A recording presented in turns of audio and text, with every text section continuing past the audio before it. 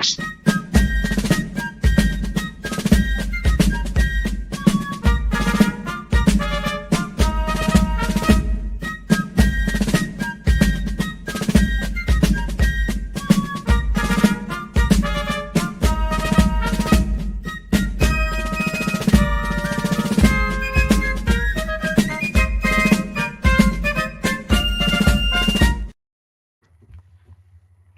Good evening, ladies and gentlemen, boys and girls, and welcome to Beer Blather 261. And we keep on adding numbers better and worse than it seems.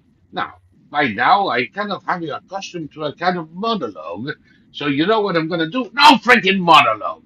I've been working all day, and I have to hit the road tomorrow again. So I didn't have much time for this. So this is Soul Montes Bradley, the largest human repository of useless information from my own perch in Virginia.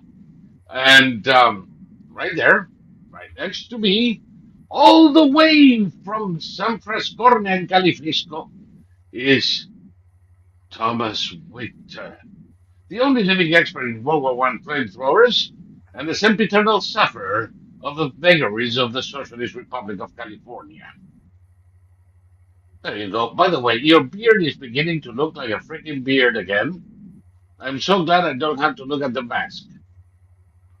Yeah, I'm for the first time in my life, I'm going to use some kind of beard balm just to control it slightly. But I've decided that I want to keep it relatively thick. I used to have it relatively thin, but now I'm in Yeah. a thick phase. So there you go. And I Oh, have my beard comb. Today in California, they elaborated on they're working on a bill that will outlaw self-defense in California, and the reason is Kyle Rittenhouse. They said they're trying to prevent extremists from looking for trouble and then calling it self-defense. So part of they've put out what will constitute self-defense. Number one, we have a duty to retreat, even inside your oh, own dwelling. If somebody outside your own dwelling, you can't defend yourself at all because you went looking for trouble. But inside your own dwelling, you are now limited to using the equal or lesser force as as the person inside your house. So if someone breaks inside your house, you can't just open fire on them because you don't you know if have they to break into theirs. well if they fire at you and miss, or even if they hit you, then you are justified in using a gun. So And if they kill you, you can kill them. well, the question has come up: what about? I guess we're still on YouTube right now, aren't we? Okay, so I will use a euphemism. A euphemism. What about a man? I don't. By the way, I don't care. They're demonetizing us all the time. So shoot. I'm going to use a euphemism. A man forcing himself on a woman. You have to use equal or lesser force than that. So that means a woman can defend herself by forcing herself on a man, or less than that. I mean, none of it makes any Yeah. sense. But the reason given for having this new law is very clear. And the law was only it's a bill right now. It was only written after the residents of Pacific Palisades stood guard over their homes with firearms to prevent them from being looted. And that is now going to be illegal. You can't go outside your residence with a firearm under any circumstances whatsoever. That will be completely illegal. and you will be subject to arrest on the spot. So California is working hard to turn this place into a third world dystopia, and good for the voters for making it possible. Well, I have two things for you. The first one is three words: move to Florida. Period. The second is, what kind of lunatic, probably a politician with some armed guards himself, Mm-hmm. what suggests that you have to be directly proportional? Does that mean that if the assailant kills me, I can then kill him? Yeah. Also, if okay, you mentioned the armed guards of the politician. If you attack a politician with a knife under the new law, that person's security forces can only use a knife to defend the politician. They can't use firearms. Well, not everything is wrong with the law then. What a bunch of idiots. I mean, really, whenever you think that California is broken all records of stupidity, there is something that they do to show you that no, we haven't yet. There are many records to be broken. Well, I read a piece today.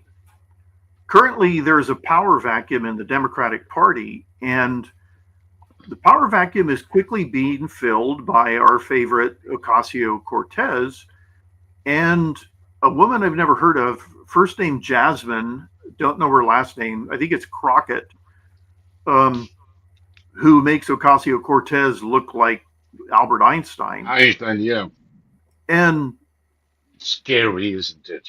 they're arguing that they don't have to appeal to the working class in order to win. They don't have to monitor, they don't have to change their policies to help the working class in order to win. This is what Ocasio Cortez is arguing. So this is looking more and more like it's going to be a spectacular future. Everybody's talking about what happened in the Oval Office between Voldemar, Zelensky, Donald Trump, and Did you that. just say Voldemar? I did. Volodymyr. You sneaky fellow. Is that a a trip of the tongue, or did you mean it? No, I never call people. It's Volodymyr. It's Volodymyr, but Voldemar Zelensky. It has a ring to it. Well, the thing about this is that it's already over. Zelensky on his way to the UK, I believe. Oh, he's already arrived and met with Starmer and Right. got So 2.3 billion pounds. he went on Fox News. He refused to apologize, and then on the flight to the UK, he wrote a perfectly wonderful tweet thanking the U.S., thanking Trump, et cetera, et cetera. This whole thing is a big nothing.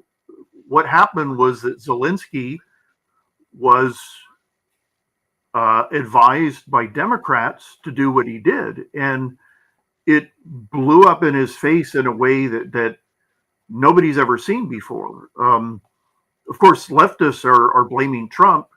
They said that Trump and Vance ambushed Zelensky. Again, we're back to this childish projection. Yes. But But all you have to do is look at the actual 52-minute video, and you're going to see that no, at one point, Zelensky, for some reason, trips. I don't know if he's doing coke. I don't know if he's getting paranoid. I don't know if it was the Democrats giving him bad advice. But in any case, at the minute 41 or 42, he turns into uh, Mr. Hyde. well, okay, everything he said is right out of the Democrats' talking points, and I'm sure Zelensky has been told by Europeans and by Democrats that Trump is an idiot and Vance is a xenophobic yokel. And so we know from the Treasury Secretary, that this was the third attempt to get Zelensky to sign the mineral deal that he himself originally brought up in the first place. Yes. And the first attempt, the Treasury Secretary flew to Kiev and was shouted at by Zelensky for 45 minutes, he said. And when the meeting was over, the Treasury Secretary said, "What's his name? Benham. It begins with a B-E." Yes. He said he didn't want to go out and talk to the press and tell them what had just happened. And so Zelensky said, "I'll tell them I'll sign the deal in Munich." Got to Munich, same thing. Got here, and Bessert. Besser, they got here, or Zelensky got here. Trump met him at the door, the White House, and everything was going fine. They gave Zelensky a special chair in the Oval Office so that he and Vance and Trump were all the same height. Trump is 8 inches taller than Zelensky, and they didn't want him to appear 8 inches shorter than Trump. So he was sitting in a specially constructed chair, and Trump was slightly leaning forward more than usual, and that was deliberately done in order for the optics to make Zelensky look on the same level as Trump and Vance. And exactly, look at that. Look at that. They made the dwarf look just as tall as Trump. Exactly. And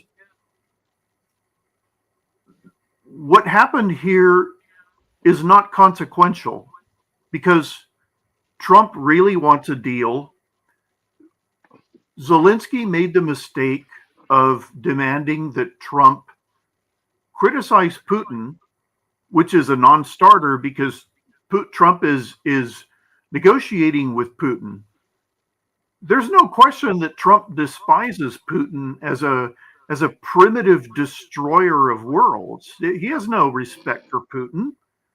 And his problem with Zelensky is that this war is now reached the trench warfare stage where it's nothing but men killing each other, and the majority of the men being killed are Russians and North Koreans, but still it's accomplishing absolutely nothing. And so what Trump offered Zelensky was an economic deal, and this is I'm sorry, you just told me the Secretary of Treasury's name, and I already forgot it. Bessert. Bessert. Bessert told Zelensky the first time they tried to sign the minerals deal that Zelensky himself brought up in the first place. Bessert said an economic partnership with the United States shows Russia that there's no light between the US and Ukraine. And if Americans go to Ukraine to rebuild and to help the Ukrainians get this mineral deal up off the ground, that's the same as a security guarantee. The Russians aren't going to start bombing Americans. They're not going to do that. But Zelensky wanted a harshly worded security guarantee that called Putin Hitler and the usual. And It's not going to happen anyway. it can't happen. It's not possible. If Trump, I believe, has no love lost for Putin. Oh, Eh, Much as the Democrats insinuate he does, but that's because I don't know, Biden and Obama were in Putin's pocket, so they have to accuse somebody else. It wasn't Trump that did the reset with Russia. It wasn't Trump who said, tell Vlad that I can be more flexible after the re-election. It wasn't Trump. whose son received millions from the mayor of Moscow and was in bed with Russian oligarchs. Come to think of it, those were Obama, Clinton, and Biden. Wow, surprise. So I'm not even going to address that thing because all of this trying to link uh, um, Trump with Putin politically, economically, it's absurd on its face. But if he's going to have any kind of negotiation, number one, he has to negotiate with Putin and tell him, Putin to his face, your mama is a porcupine and your father is a sewer rat. Doesn't work. It's not going to bring him to the table. Number two, there's got to be a ceasefire of sorts, an armistice. The deals of the peace agreement to be worked out later. But number Mhm. one, you stop the slaughter. Number three, you're correct, and we have observed for a year, because this is not a new development. For a year, we have a World War One style trench warfare stalemate, not different than say Verdun, and just about as many people have died in it now. Personally, I don't give a rat's ass if a bunch of Russians and North Koreans leave this planet. I think they're making room for good people. I don't particularly care. Apparently, Trump does. Mhm. Have you noticed how many times he makes reference to, in one way or another, stopping the slaughter? Oh, yeah, that's all he talks about: stopping the slaughter and preventing the use of nuclear weapons. Yeah. So obviously he cares about it. Now, he's the president and I'm not. I don't give a shit, but he cares. That he cares is important, that I don't give a shit is not. What he proposed to Zelensky, based on Zelensky's offer of the rare earths to begin with in October of last year, is a better guarantee than anything people can promise in a document. It's better than the 1994 Budapest memorandum. Look Way how better. well that was enforced. Way better. It's better than NATO membership. It's better than NATO membership. Because in NATO membership, you have to go through the Article 5 and you have to call on your fellows and they have to approve and start sending troops. But in this proposal that Trump made to Ukraine, the US gets in bed with Ukraine. In And a all of war, a sudden, we have American troops, American contractors, American workers, American engineers working alongside Ukrainians uh, in the deposits of not just rare earths, but gas and oil and other minerals. And any attack is bound to get the US involved and ready to respond instantly. and Trump doesn't believe in proportionality. Trump wants to make sure that after an attack, another attack doesn't happen. So if the Russians attack and kill, okay, when Trump was negotiating with the Taliban, one American civilian contractor was killed, and Trump bombed the houses of all the Taliban who he was talking to. And, you know, in the case of the 40 Green Berets in Deir ez-Zor, Syria, on February 7th, 2018, we killed 300 people without a single person even being wounded. So if the Russians, if Trump will tell Putin, as he says today, I kept telling him, don't go into Ukraine, don't go into Ukraine. I'll make you regret it. And the situation that Ukraine finds itself in today is, as Trump put it, Trump is now in the middle of a big mess that he didn't create.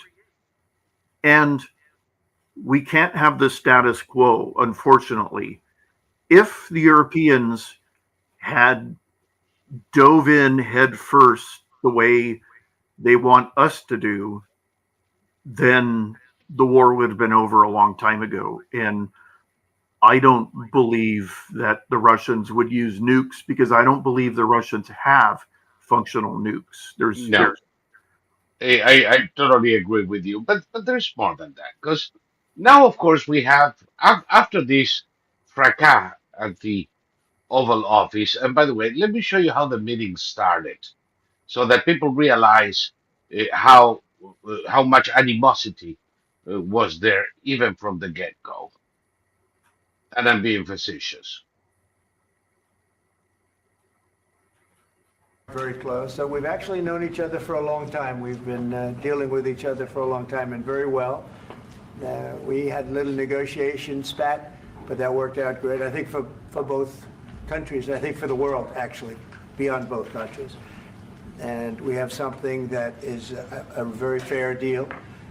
And we look forward to getting in and digging and working and getting some of the rare earth. But it means we're going to be inside, and it's a big commitment from the United States, and we appreciate But it means we're going to be inside. What do they inside. need? Subtitles? What's that? working. What do they need? Subtitles? It means we're going to be inside. Inside He's saying Ukraine. it. Exactly. With you very much, and we will continue to do that. We have had some very good discussions with Russia. I spoke with President Putin, and we're going to try and bring this to a close. It's something that you want and that he wants. We have to negotiate a deal, but we've started the confines of a deal, and I think something can happen. The big thing is the number of soldiers, mostly at this point, but soldiers being killed. They're losing thousands. Now, this is the beginning. Yeah, look, Let okay, me, look at go back there. let me go back. Let me go further. Wait. Hold on, Yeah, hold on. Go back to where Trump says soldiers. Okay. At some I think point, it's going to be. Zelensky rolls his eyes. Allowed this to continue.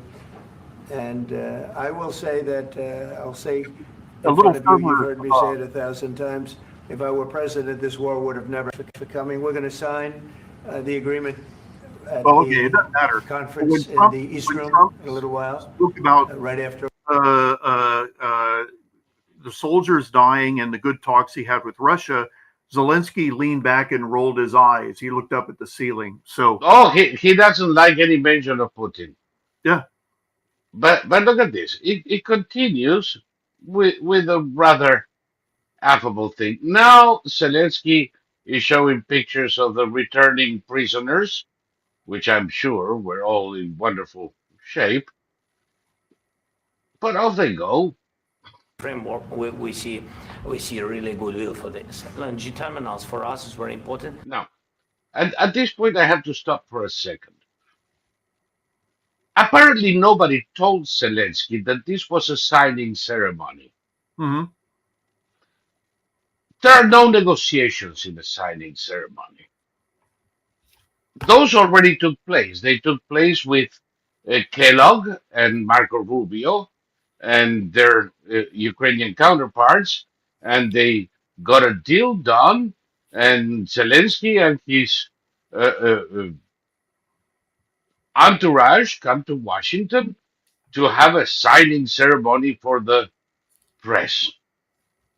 At this point, Zelensky starts arguing.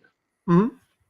So far, not violently, but he starts making points that at best is totally unnecessary because, this is just a signing ceremony. And this is how what it sounds like. And I think for security of European continent, we have the biggest storage, gas storage. We have the biggest in Europe. Yes, yes, and we can use it. Use it for LNG. Use it for LNG, and we will do it. And really, we can help Europe because Europe really helped President Trump said that they made less support, but they are our friends and they are our very supportive. So far, so good. Hmm. Now we're going back another 20 minutes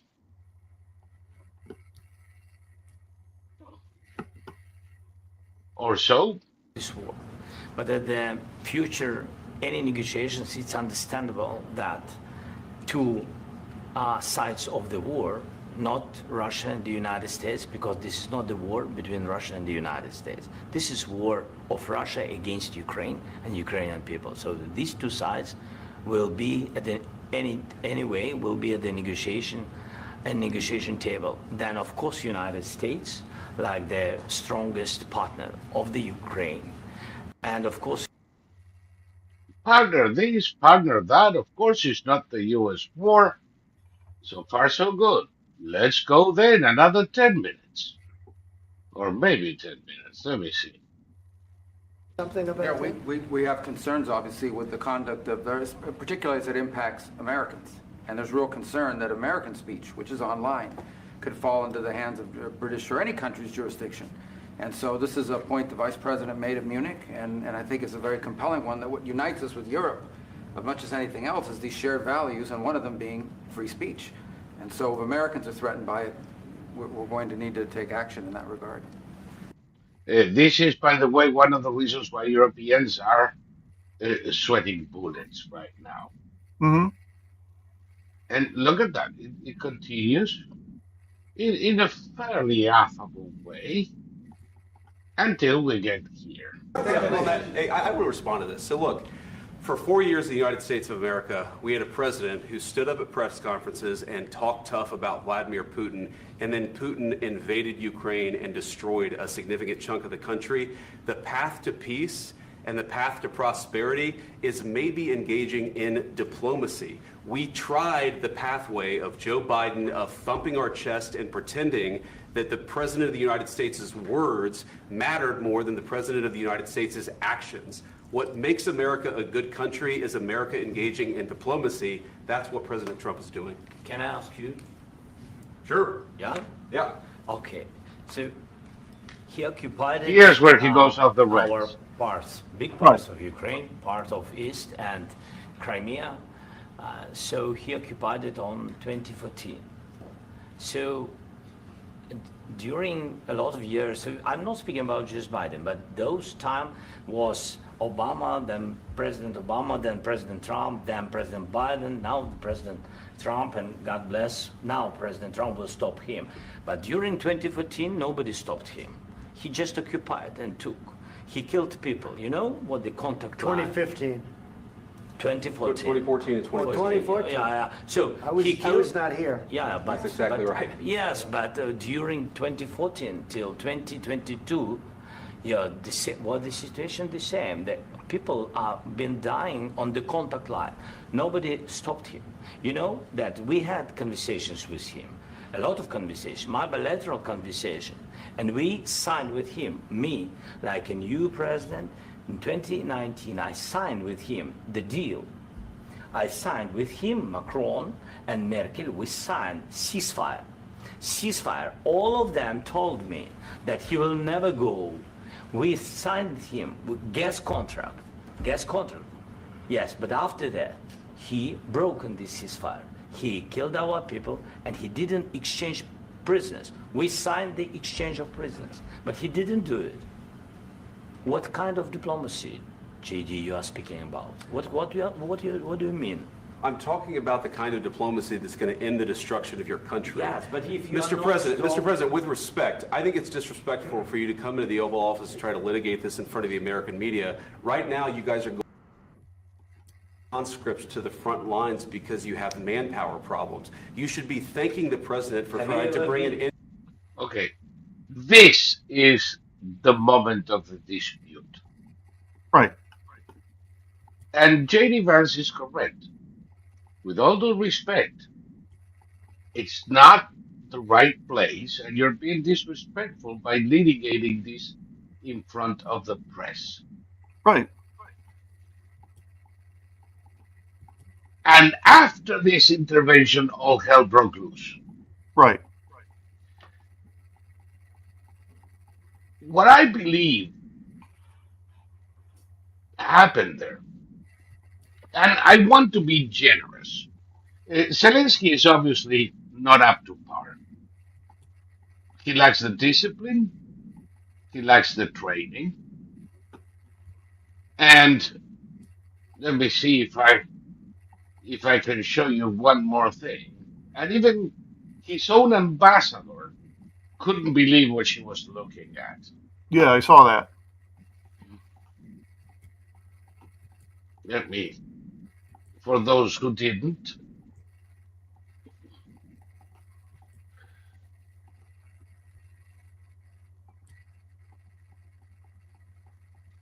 I want a ceasefire because you get a ceasefire faster than an agreement. Ask our people about ceasefire, what they think.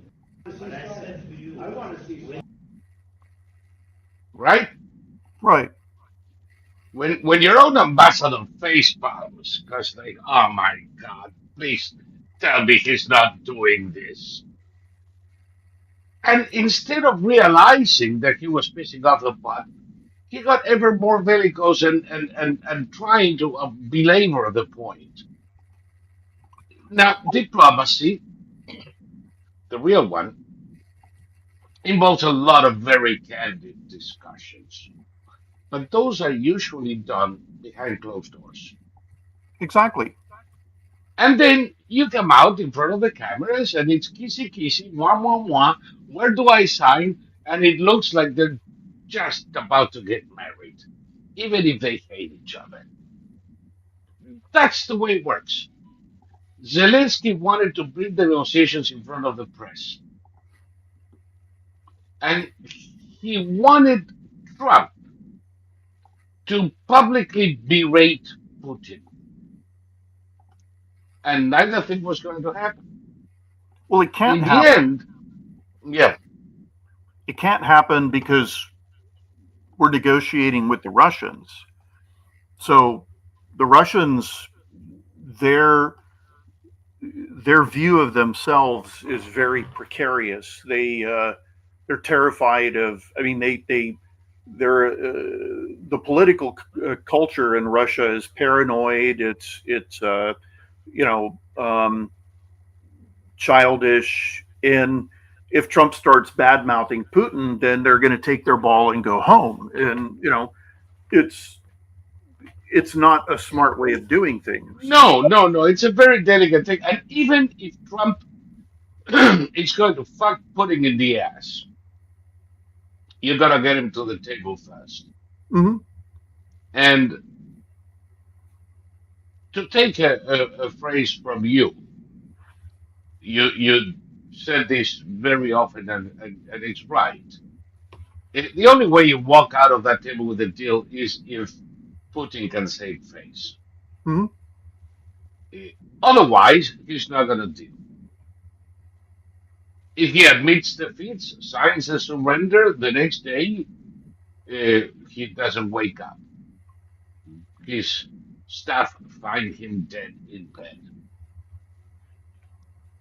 How can he save face? Well, let me see.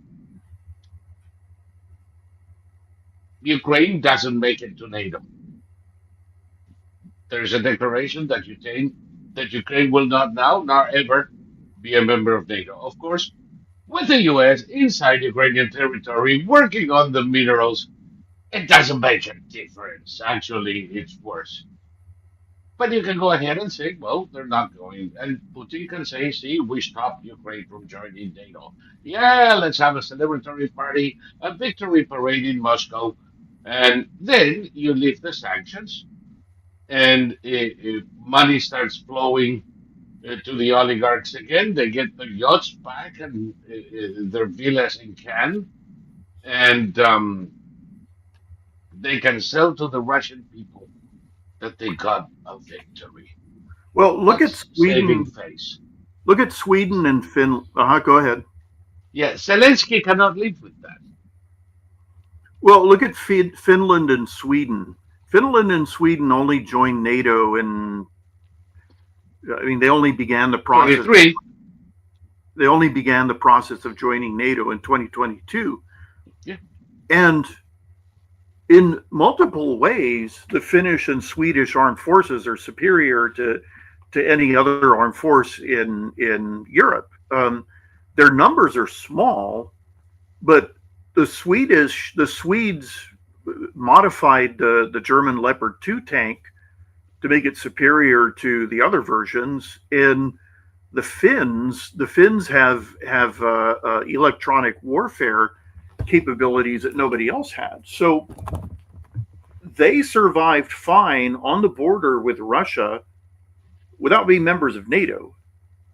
And the Ukrainians have every opportunity to bring their long history of aerospace and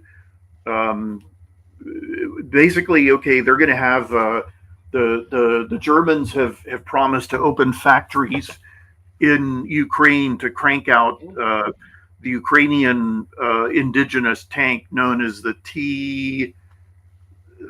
I think it's a T-64 or the T-84 or something like that. But the Ukrainians have every opportunity to have the same. And okay, with Sweden and Finland, they weren't members of NATO, but if either were attacked, NATO would have come to their defense. You know, it would have happened. We wouldn't have let Russia overrun Sweden. We wouldn't have let Russia overrun Finland. So even though Zelensky won't get his membership to NATO, he's going to get something that'll be on a par, if not better. If not better. If not better. And If not better. Having the US in there, and Trump said it at the beginning of the conversation. Yeah. We're going to have skin in the game.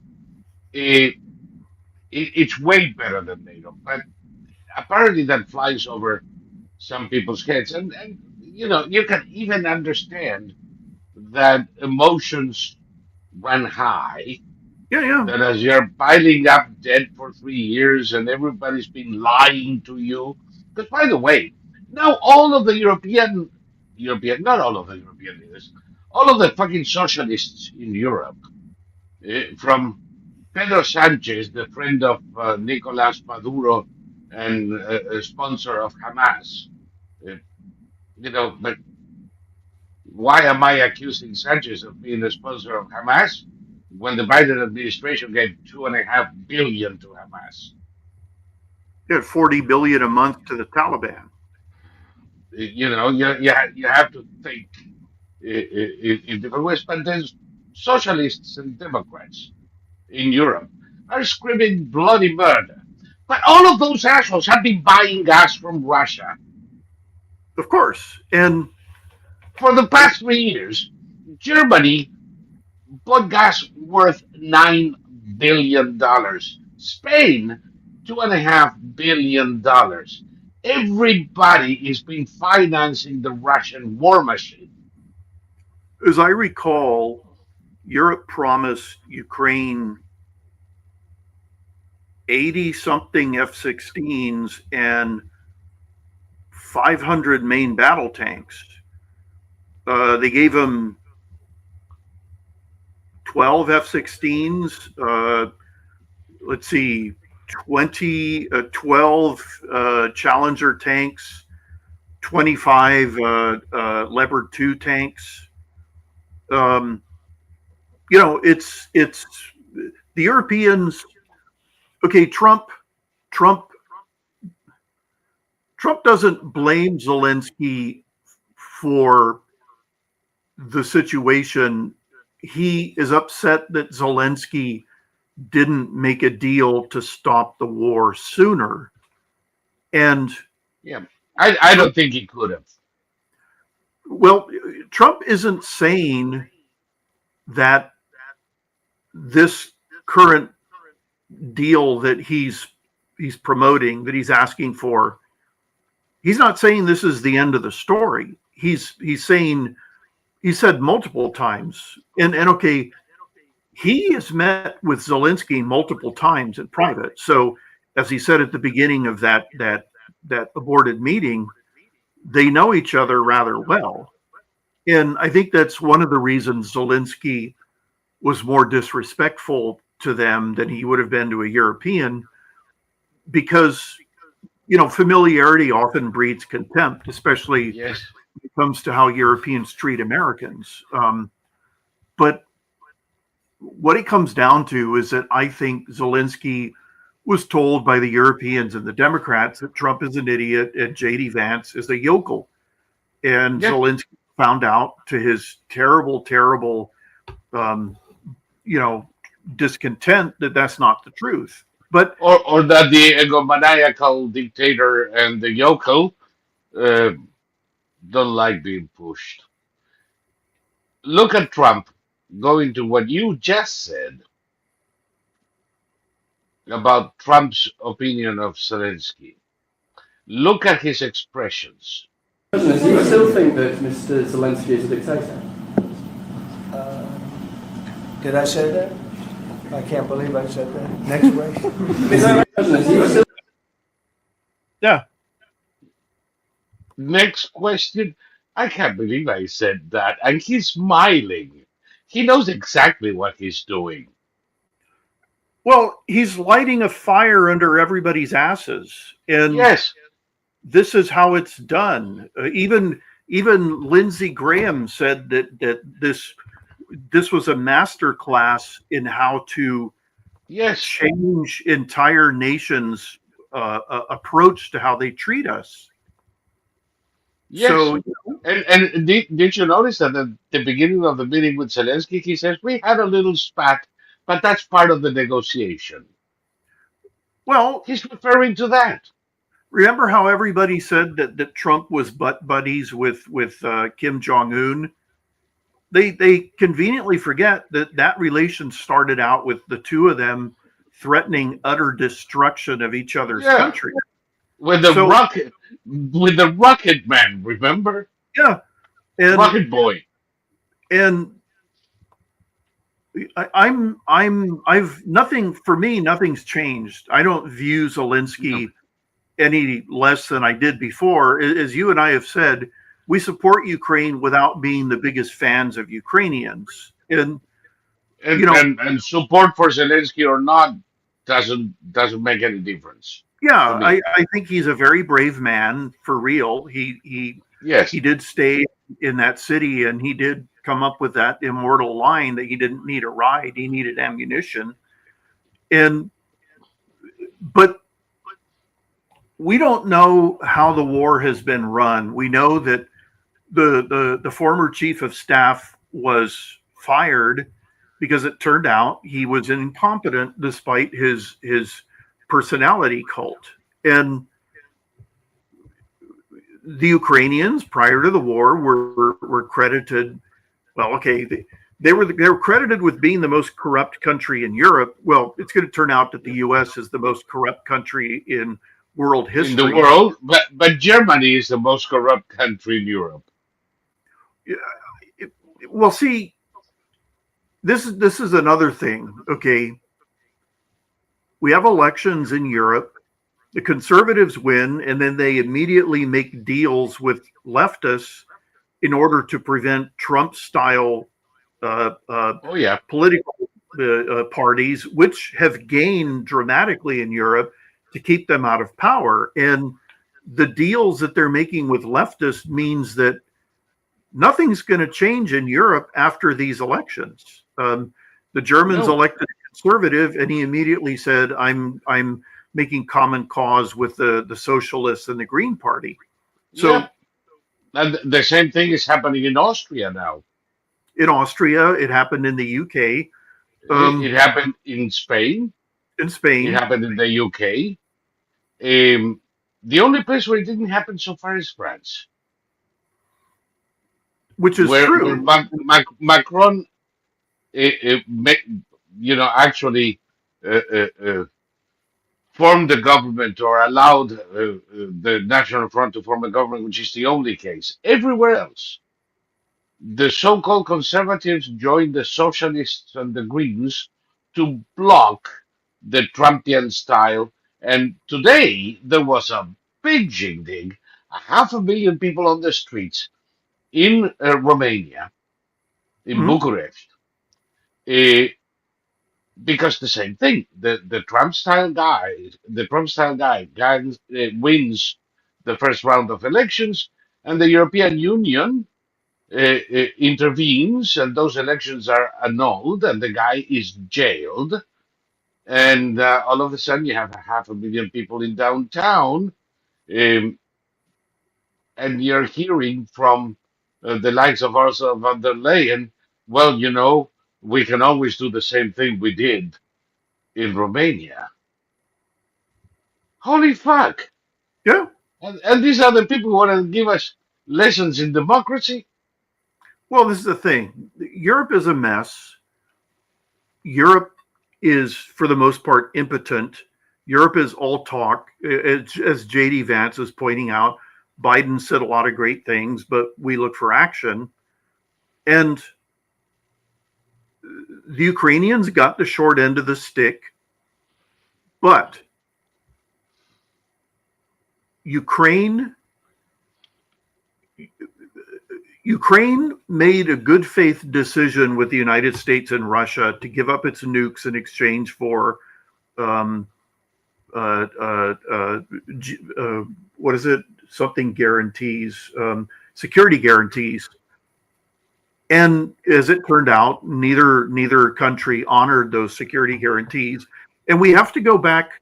Okay, here's something that nobody knows about.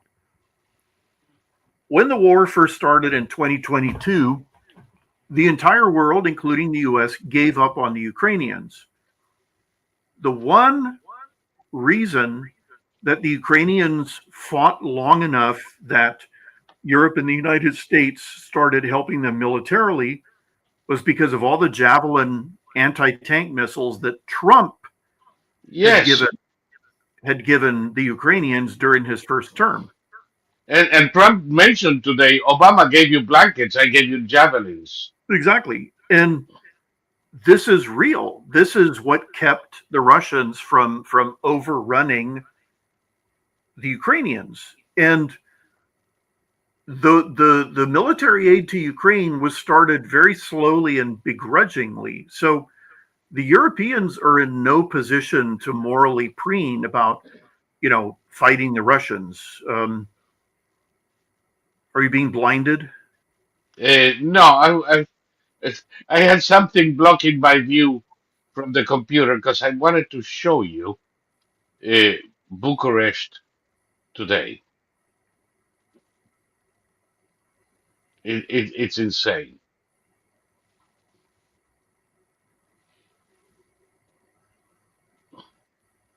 And there we go.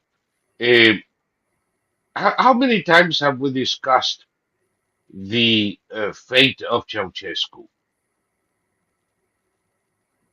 Exactly. right? Now, look at this and tell me if we are not at the edge of something like that.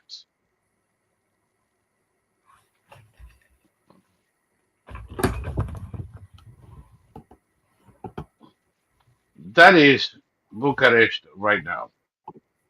Okay, let me just check something about Ceausescu. Um,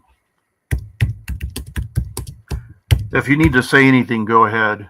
Mm, just take a look at the image first. Yeah, I did. I saw it. That's the crowd protesting the jailing of the opposition leader. Uh, it seems to me that yet again we're going to have somebody go from jail to the governing palace anytime. Uh, but that's a European Union crisis, and there's another group of demonstrations in Athens, in Greece, actually, and a lot of people in the U.S.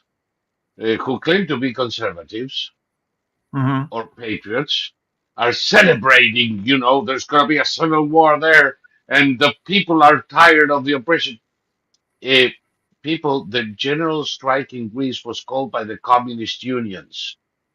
Mm-hmm. This is the communists taking on the socialists. We have no part in that thing. It's not the people tired of tyrants. It's one tyrant fighting it off with another one. Morons. But in You know what? Romania, it's different. Yes, I'm looking up something about Ceausescu and the modern form of journalism. You've got the title, and it matches with what you're looking for, and then it says, when he was 4 years old, Nicolae Ceausescu knew that someday he would make something big. And it's like, I'm not looking for that. I'm looking for a specific number from 1989, and you are masturbating because you see yourself as a brilliant writer, and they all do that. They all do that. yes. So let's see. I'll try the BBC, which is funny. Um, okay. I'll just have to, let's see. Yeah.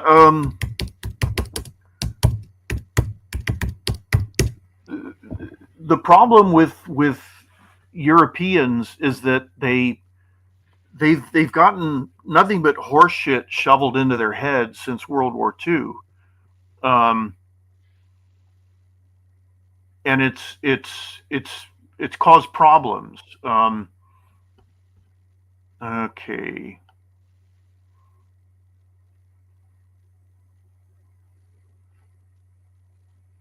What are you looking for? I'm I'm looking for the curious number now. of people who went and attended the who attended this speech that Ceausescu gave, and suddenly this number is being hidden. Yeah, it wasn't anywhere near the 500,000 today, by the Well, way. that's why they're hiding it now. Holy shit! These people think just like me, but they do it in the opposite direction. Yeah, Wikipedia.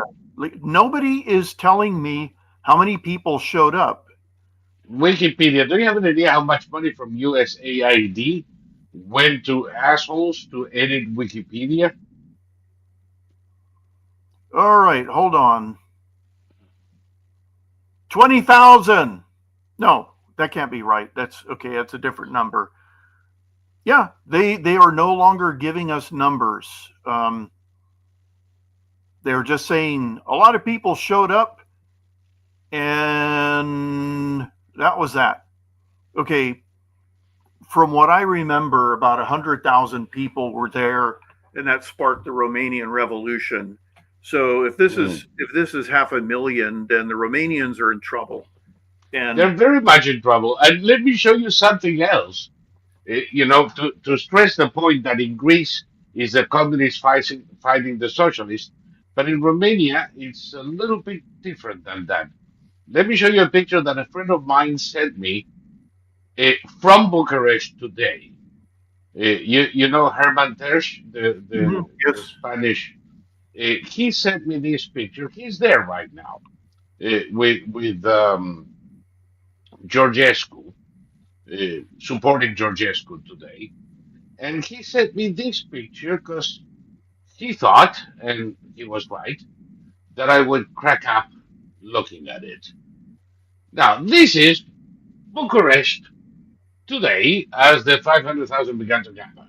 At this point, there were about 300,000. Look at the sign in the center. You see it? respect Trump, respect Vance Ch- from the Romanian sub. Christian people, welcome to Romania. Wow. Yeah. Mm. So I don't know that you know we know that the press doesn't get it ever. But there are a lot of people who are not getting this one, left or right. There's something going on at a certain level in Europe. The moment the conservatives ally with the socialists, they commit political suicide, the imbeciles. Well, it's the thing.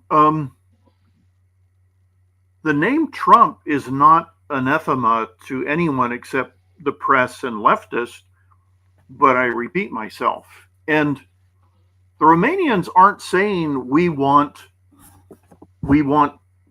Romania to become a Trump's America. They're just saying we want the freedom to elect people who will actually do what we want them to do and will not do what we don't want them to do and will not pour illegal immigrants into our neighborhoods and will not kill us with socialized medicine, et cetera, et cetera, et cetera. And the end result isn't going to be Romania looking like, I mean, okay, what is America? America is actually 50 different countries within a federal border. So I've driven across the country 3 times now, and I've taken different routes all 3 times. And for anyone who's not done this, it's a miracle that our country is as placid as it actually is, given the fact that all 50 states are their own countries in most ways. Yes, and sometimes, you know, way more different than between European countries. Oh Between a yeah, Norwegian exactly. in Minnesota and a Creole in Louisiana, a Chicano in California, and a Wasp in Boston, there is a universe of difference, and people don't seem to realize that. I Well, have okay, to show you Tom this. Hanks was on Saturday Night Live recently, and No, he's he was, alive. yep, he played a Trump supporter, and he was wearing a cap, and he was dressed as a hick, and he had his teeth blacked out, so he had no teeth. And it's like, well, okay, that's all nice and dandy, but that person only exists in certain small parts of the country. And I'm a Trump supporter. I've got all my teeth. I've never even had a cavity. Um, I I'm don't I'm wear. an I'm an engineer. What are you?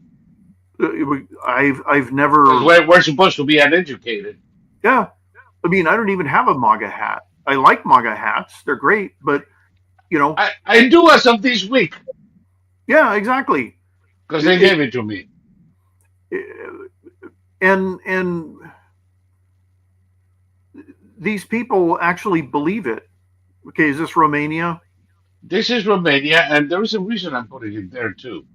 Because people are saying in the chat, Grok says estimates were 80,000 to 100,000. More than 200,000, says Sarah. 500,000 is what I was told by people on the ground. Now take a look at this and tell me if this looks like 80,000 people.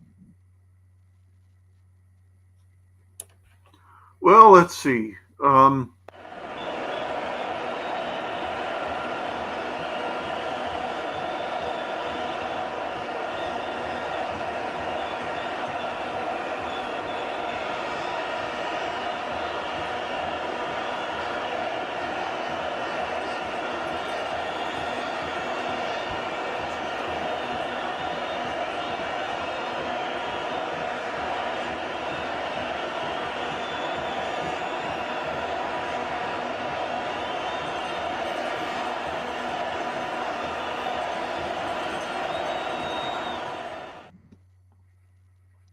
Now, if I were in that parliament building, I'd be needing a change of diapers right now. Okay.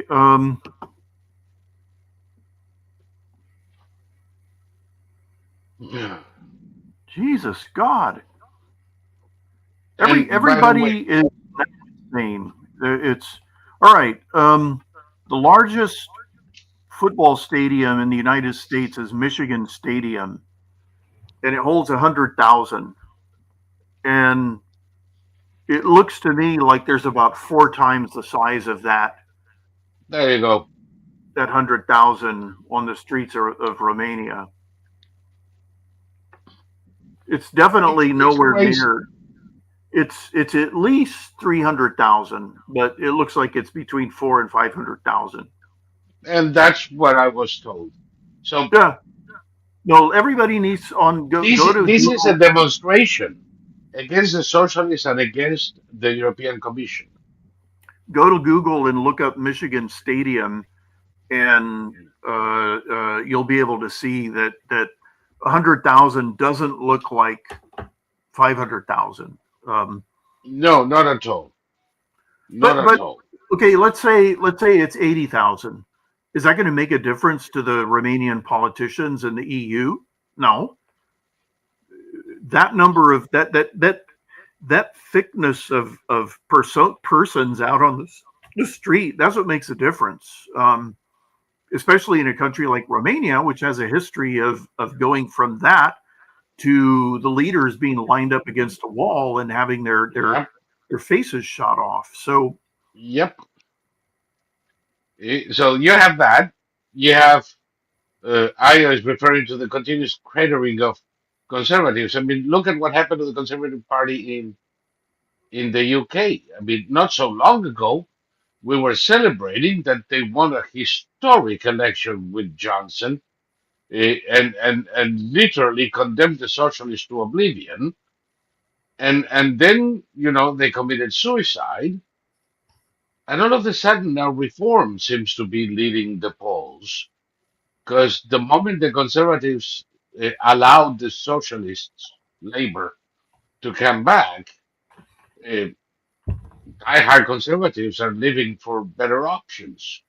well, what's happening, what Musk is revealing to me, well, he's not revealing it to me. What Musk is revealing says to me, I mean, I hated using this phrase because it was so hackneyed, follow the money. Um, Yeah, I believe that everything is motivated by money and not even ideology.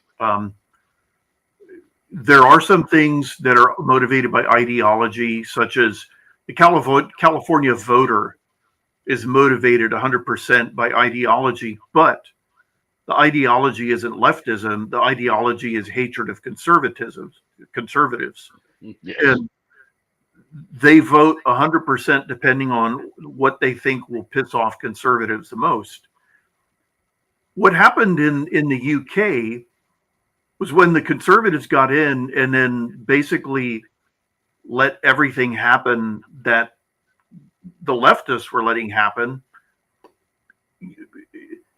It seems okay. I told my mother once, and she disagreed with me. I told her that everyone on Earth, the overwhelming majority, 99.99% of the people on Earth have a price. And she didn't want to believe that, but I believe that 100%. I believe that people will do things they wouldn't even imagine doing if you offer them enough money, and they will rationalize it, as in whatever way they can. But I think money is at the root of everything that's going on in the world right now. And we've just discovered that the United States is the world's greatest state sponsor of terrorism, through our foreign aid and U.S. aid. We're giving billions and billions of dollars to jihadist terrorist groups through NGOs that were set up by the terrorists, were terrorist sympathizers. And I saw a video today. We killed the head of an Al Qaeda affiliate in Syria, and Yes. the Pentagon released the video, and this was a concrete munition. It went either through the roof or through the windshield, but it essentially struck only the driver, and the driver was the terrorist. He was driving a pickup, and when the pickup rolled to a halt, you could see this perfect hole. It may as well have been a laser beam, but we we fight them like that, and we also cut off. We basically say that we're not going to give any money to NGOs. We're going to have a moratorium on giving money to NGOs for 5 years and see how that Make, goes. make it 5 centuries. Well, I mean, I would want to just cut them all off and say, you guys need to start going to billionaire individuals rather than the governments. Yes, Uh, the government shouldn't be the cash cow. The government shouldn't be in the business of charity. yeah. And frankly, I don't think the government should be in some of these areas at all. But if it must, it has to do it itself. This Well, idea of funding faith-based initiatives, NGOs, bullshit, is a cash cow for the Democratic Party and nothing else. also, the leftists are saying that part of the success of our foreign policy is to give people gobs of money. They don't love us for giving them money. You know, they hate us. They always hate us. And They so take our money. They take our money and put a bomb in Central Park, all yeah. at the same time. So just accept that you can't buy people's love and cut them off. I'm perfectly happy doing that. I think we should stop giving money to NGOs. It's that old saying that if you don't use your toy properly, then the toy is taken away. Yeah. NGOs have not been used properly, so they need to be taken away. No, And and NGOs have been performing as designed for eons. The fact that most Americans are only now realizing that the government gives 1 billion to an NGO with $100 in capital and the sister of a senator on the board, and that NGO uses that money mostly to enrich the sister of the senator and to finance operations at election time to favor the party that made it possible. yeah, And then they get more money, and that's all they do. They enrich themselves and they perpetuate themselves in power. And every now and then, $20 go for the spotted owl. yeah, yeah. And what are the people used to ask, are these demonstrations astroturf since everybody has the same sign? And they would say, yeah, somebody rich is paying for it, like Soros. No, it's the government. Soros. What I discovered as a music journalist is that the richer somebody was when it comes to leftists, the richer they are, the more penny pinching they become. So someone like George Soros, he figured out how to get the government to give money. And so all those astroturf protests and all of that, they were all paid for by us, by the Yes, U.S. taxpayer. So same thing with your DA in Los Angeles and San Francisco. yeah, We paid for those idiots. mhm, Eh, But, and by the way, that is a rule. It doesn't matter how many billions you have, but working with other people's money is a mantra. mhm. In politics, in Wall Street, everywhere. Why do it with your money if you can do it with other people's money? So tell me about it.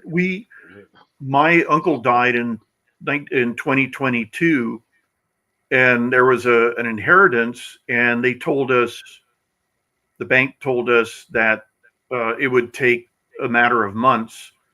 Still haven't received a penny, and they told us that they're waiting for it was a taxable inheritance. They're waiting for the letter from the IRS okaying the transfer of the funds because all the taxes have been paid. So it's been 3 years now, and That um, sounds like bullshit to me. well, the bank is using it, or the IRS. I still have a red flag by The my name. bank is using it, Yeah, exactly. guarantee you. You see, whoever is in charge of this in the bank is getting a fee, approximately 3% of the total per year for administering it, Mhm. and they're, let's say, rather not enthusiastic about the possibility of giving you your money and cutting down their income at the same time. Mhm. So they lie, they cheat, and they invent regulations that do not exist until you put a lawyer in front of their faces, and all of a sudden everybody gets religion. Well, if we do hire a lawyer, we're going to make it so that the bank has to pay our legal fees because I'm not going to use this small inheritance to use up on legal fees. So Exactly.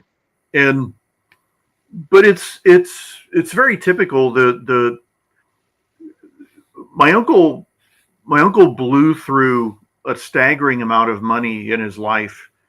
He was spoiled as a child, and he was a an unbelievable spendthrift. When I found out how much he'd spent in his life on things like, I mean, he must have he defaulted on. He tried to build at least 15 different houses, and he always ended up defaulting on the loan and losing it. He had a racing motorcycle team for a while. I think I told you when my brother was going to school in London, he called my brother and he wanted him to go to this motorcycle shop in Wales to pick up a fender for him that was made out of titanium Mm. so that then my uncle's motorcycle would be the only one in the United States with this titanium fender. And the expense involved in having a custom made titanium fender. I mean, good lord, you know that it would have a coat of paint on it, right?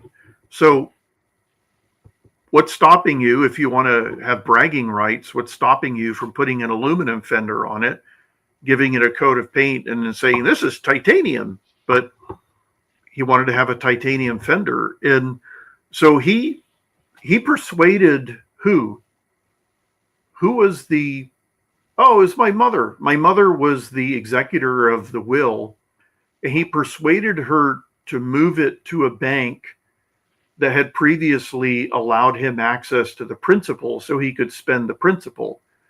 And so my father got involved. And whenever my father got involved, people ran for the hills in terror. And he put the most draconian, ironclad legal guidelines on this trust so that my uncle could only live off the interest and not the principal because he'd had several trusts set up in which he spent all the principal. And I'm pretty sure that he was, in exchange for illegally getting access to the principal, he was giving the bank um, personnel a cut. So I'm now totally cynical when it comes to this stuff. I think everybody's got their price, and I think there's very few Listen, people who will turn down something because they know it's wrong. take it from somebody who set up a lot of trusts and estates. Never, under any circumstances, for whatever reason, never ever allow a bank to be the administrator of a trust. Which the bank is. Never allow it because you're going to get fleeced and fucked until, well, maybe you get a couple of coins, but somebody else is going to be enjoying that money. Mm-hmm. And so, for everybody watching, never ever, never ever, ever allow a bank to be administrator of your trusts. Find a friend. And frankly, if you cannot find a friend, name the waitress in your favorite coffee shop. And you are more likely to be well served than if you use the bank. Yeah, I figured when we hit the 3 year mark that it was time to like start threatening litigation.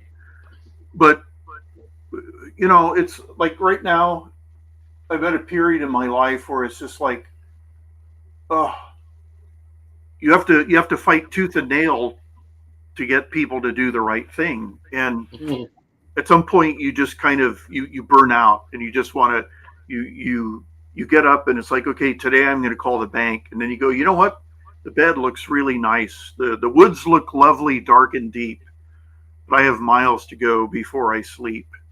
Yes. But I'm an optimist. All of this is going to be cleaned up. But okay, I heard Bongino talking about how he's going to get all these congressmen and senators who have been, you know, absolutely trashing, fleecing us through the system and attacking Trump, and he's going to make examples of them. So let's see if that comes true. I wish him well in his endeavors. Yeah, Uh, but I'm not making bets yet. What can I tell you? But I think he is sincere, and I hope he succeeds.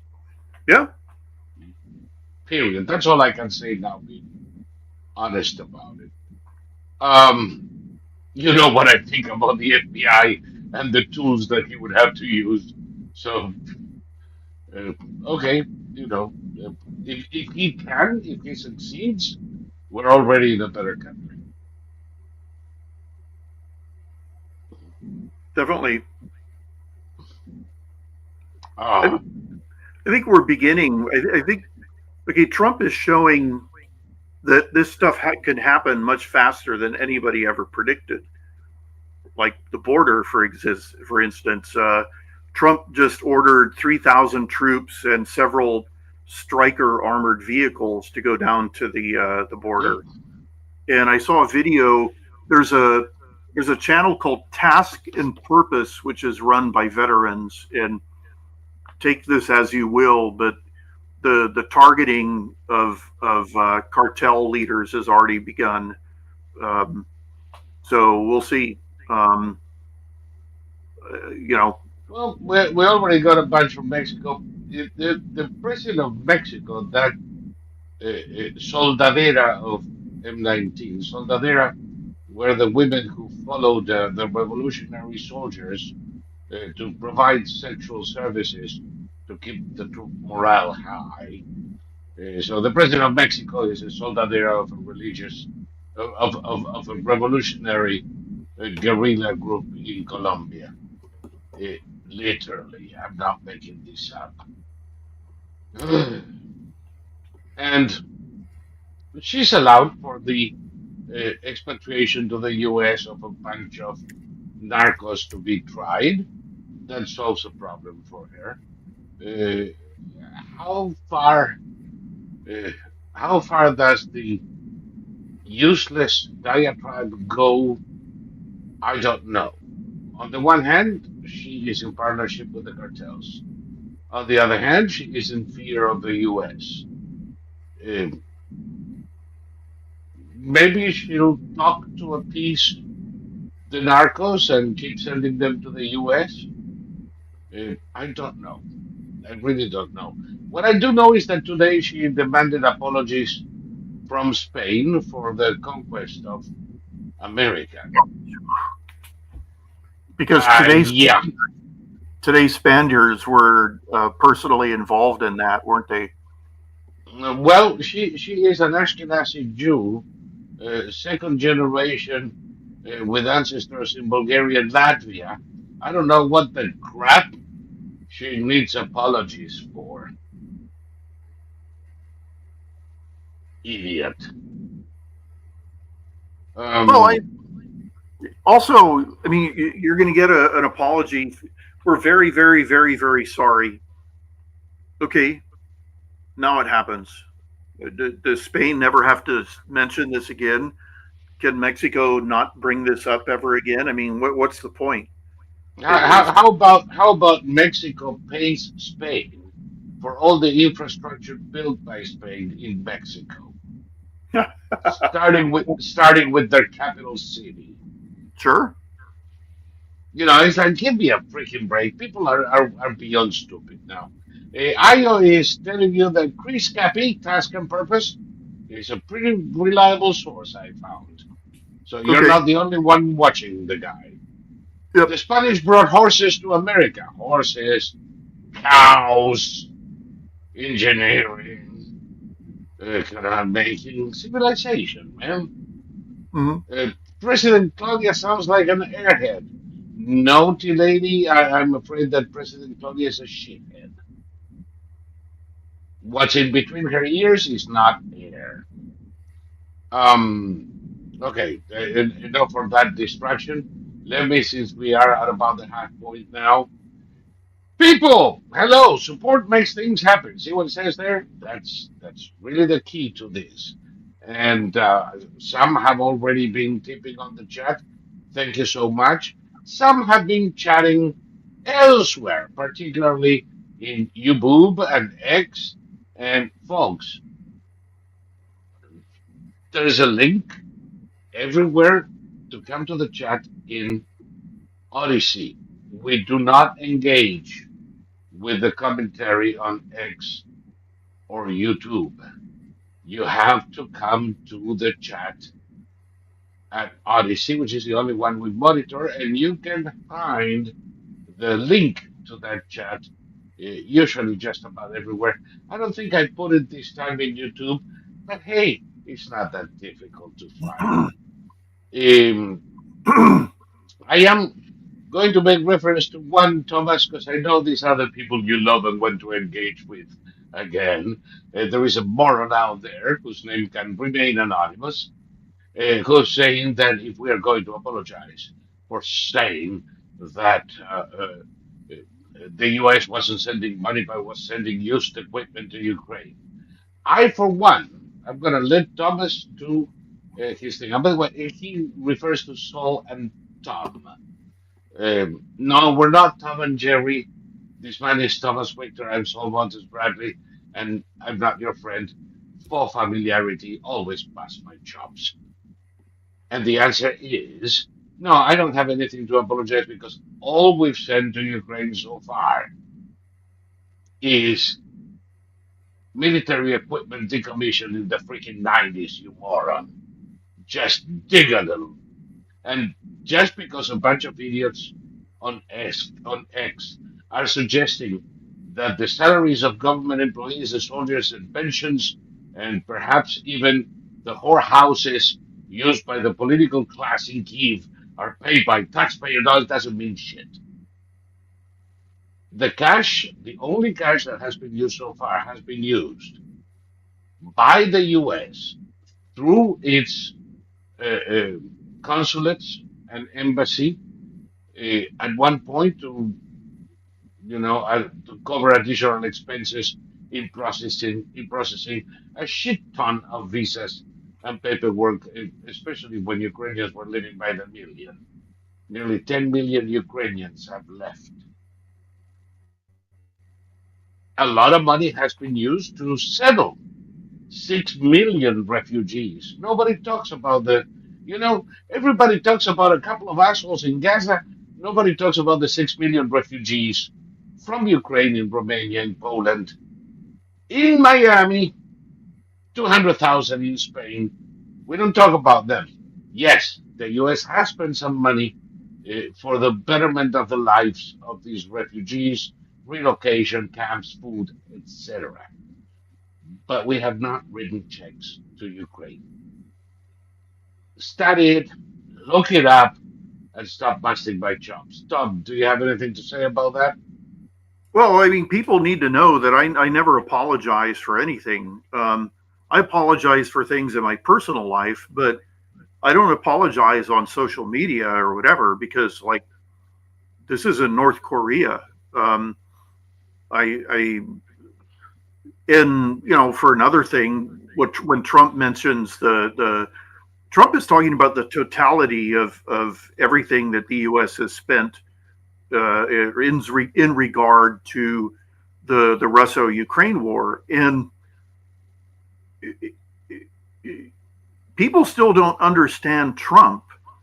That Trump Trump is fully aware of every word he speaks, and his major goal. I can't remember who said this, but a moving target is harder to hit. And Yes. so Trump is making sure that he's a moving target at all times. And he often says things that makes the press go off in the wrong direction while he's going off in the right direction. Um, and on top of it all we're not sending cash to Ukraine. We're not giving Zelensky and his people cash. That's simply not true. And Yep. you know, Nope. And like we are with Iran, Hezbollah, the Palestinian Authority, Hamas, those we did. But well, anyway, so yeah, no, it's you need to apologize. No, I mean, let's say we're dead wrong. Let's say Saul and I are dead wrong, and that we've actually given the Ukrainians $1 trillion in cash. Why do we need to apologize? That's new information to us.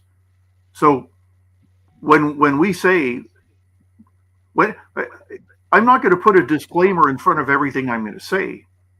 I'm not going to say, as far as I know, from what I can tell, blah, blah, blah, blah, blah. I'm not worried about being wrong. I'm not worried about people saying you were wrong. I don't care. I don't care. So you're never going to hear me apologize for anything. You'll hear me admit I was wrong. But for example, I supported the invasion of Iraq in 2003, and I currently believe that that was the wrong decision based on all the information I have now. And the and, main and, reason and I think it was the wrong decision was because I think that the State Department fucked it up royally, and the Turks fucked us as a result of what Nancy Pelosi engineered in the yep, House, and so there were multiple reasons. But at the time, I did not think the Saudis were as uh, I did not think the Saudis had their pulse on the region as much as they actually do. And the Saudis actually sent people here to beg us not to do that. And I now believe that when the people of the region, not the one you're going to invade, but everybody else, even enemies of the people you're going to invade, when they say don't do it, then don't do it. Okay. Um, the only people who told Israel not to destroy Hamas was like Joe Biden. yep. Nobody in the region said, don't do it. I mean, okay, Erdogan said, we will now invade Israel. Ah, yeah, yeah, yada yada yada yada. And the Israelis said, okay, we can shoot Turks as easily as we shoot Hamas terrorists, so whatever.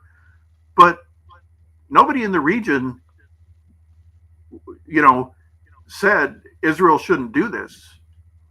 But before we invaded Iraq in 2003, pretty much everyone in the region, with the exception of a couple, the Israelis said, don't do it.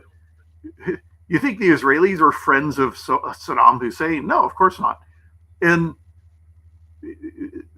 so I will say I think I was wrong to support the invasion of Iraq in 2003. But I'm not going to apologize. I'm not going to say I'm so sorry. I don't do that. I mean, I apologize in real life if I fuck up, if I say something rude, if I crash somebody's car. Yeah, of course I'm going to apologize because that's what humans do in real life. But I'm on social media now, and Yeah, well, so sometimes if I step on a Democrat's banyan, oh fuck, I want to apologize. I'll probably laugh my ass off. Do you have another foot? Um, just to show people that we can disagree without being disagreeable. Like you, I thought at the time that the Iraq invasion was appropriate and necessary. I still do. mm, If anything, I think that the idea of trying to do it with minimal troops was wrong. They Mhm. should have sent more. And the withdrawal in 2011 by Obama is comparable to the withdrawal from Afghanistan in 2021. And that And just to be clear, I oppose the withdrawal of our troops from even more. Yeah. No, I know you do. But I haven't changed my mind. I thought it was necessary then. I think it was necessary now. I lament that the vagaries of American politics led us to snatch defeat from the jaws of victory. It would have been a different world if we had kept our status of forces agreement and our bases, our forward bases in Iraq, where they are needed, and not in Germany. That said, you mentioned Israel and how nobody asked them to not go, at least privately. Publicly, some did. Uh, Privately, it's like, oh, we're counting on you. And of okay, I course, just when, heard a mufflerless car just went by and I didn't hear that whole sentence. So try. yeah, what I'm saying is you're correct. Though publicly, some in the neighborhood uh, ask Israel not to go into Rafah, not to invade. Uh, Privately, they were all going, "We're with you. Just go." And the same thing is happening now near the Golan Heights. Mhm. Um, these are tanks going there, and part of the deal here is the Druze, who happen to be Shia Muslims, um, are very fond of Israel because their cousins in the Golan Heights enjoying Israeli citizenship are doing fairly well, thank you, and better than any other Druze anywhere else. Druze communities have gotten together south of Damascus all the way to the Jordan border, and they're establishing, their own uh, autarkic, semi-independent territory, much like the Iraqi Kurdistan, and they have requested Israel to help them from Giuliani's forces. And Israel is sending tanks, and it wouldn't surprise me if down the road they ask to be annexed by Israel. And that's going to be rather interesting. But it's happening now. Yeah, and going along with that, okay, the stupidity of Hamas can't be exaggerated. Hamas lost all regional support by recording and televising the atrocities they committed, especially against children and infants, because as different from our societies as the societies are in the Middle East, Arab societies are known world over for revering children. And to see atrocities committed against children with such glee and genuine smiles, it it ended any support for Hamas that the entire region had. And people were moving toward Israel anyway, but now the attitude is get rid of these. Get rid of this thing. They are a blot on the landscape. Well, they're giving us Muslims, all a bad name. And yes, Muslims are irate that these people might be considered Muslims. right, and Israel was involved in multiple failed peace deals with Hamas, and the last one, the Hamas, it turns out, murdered an infant and a toddler, or a 5-year-old, a very small child, and they murdered them with their bare hands. And then they held this satanic mock funeral for them with cheering crowds, and that hit the Israelis probably even harder than the October 7th atrocity, because the October 7th atrocity, as bad as it was, this satanic mock funeral showed them that after everything, Hamas is still, they haven't learned anything, and they're taking things, they're going even further than they did before. And so now the approach, the most common thought in Israel is, yeah, we have to take Trump up on his offer, and these people are hopeless. And so what I've heard is that the Israelis are arranging a force of about 50,000 special operators. Prior to that, the largest force of special operators ever assembled for one operation was, in fact, Operation Iraqi Freedom in 2003, and that was 10,000 special operators from all over the world. This is going to be 50,000 Israeli special operators. And from what I've heard, they're now going to go in and they're going to open every door in Gaza and get this thing settled once and for all. And they're going to do it, and it's going to be over, and Hamas will be a distant bad memory, and that'll be that. And the fate of the Palestinians is yet to be determined. Yeah. I no longer care. No, I don't either. And what's likely is that they're going to end up in tent cities, and at some point in Um, the future, they might be allowed back in order to sweep the streets, and yeah, you the know grandchildren. their grandchildren, or I mean, it's going to be very hard to allow back. Yeah, I don't know. It's okay when people are so brainwashed. Okay, the BBC got in trouble for putting out a documentary, so Yes. called, about how to survive if you're a Palestinian, the war against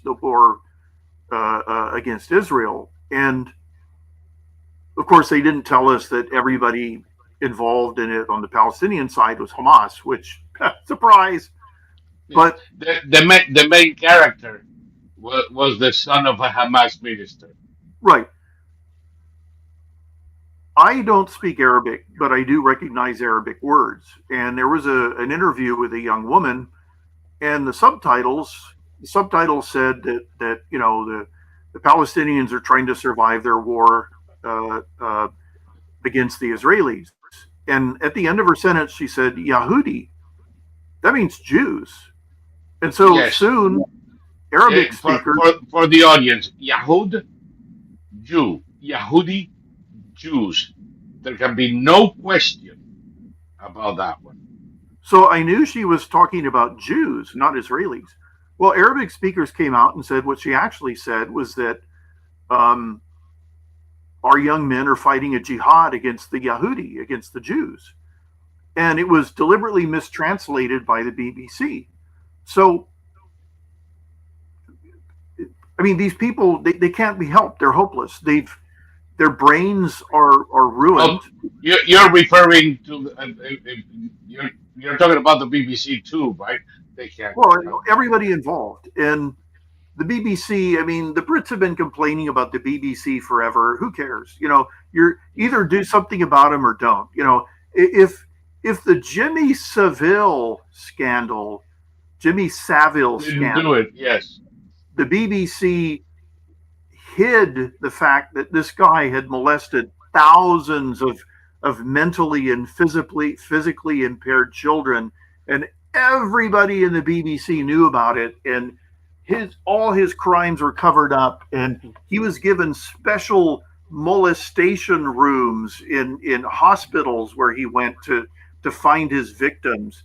If that didn't kill the BBC, then nothing. Nothing will. And, So, and, and, and now you're telling us that now it's coming out.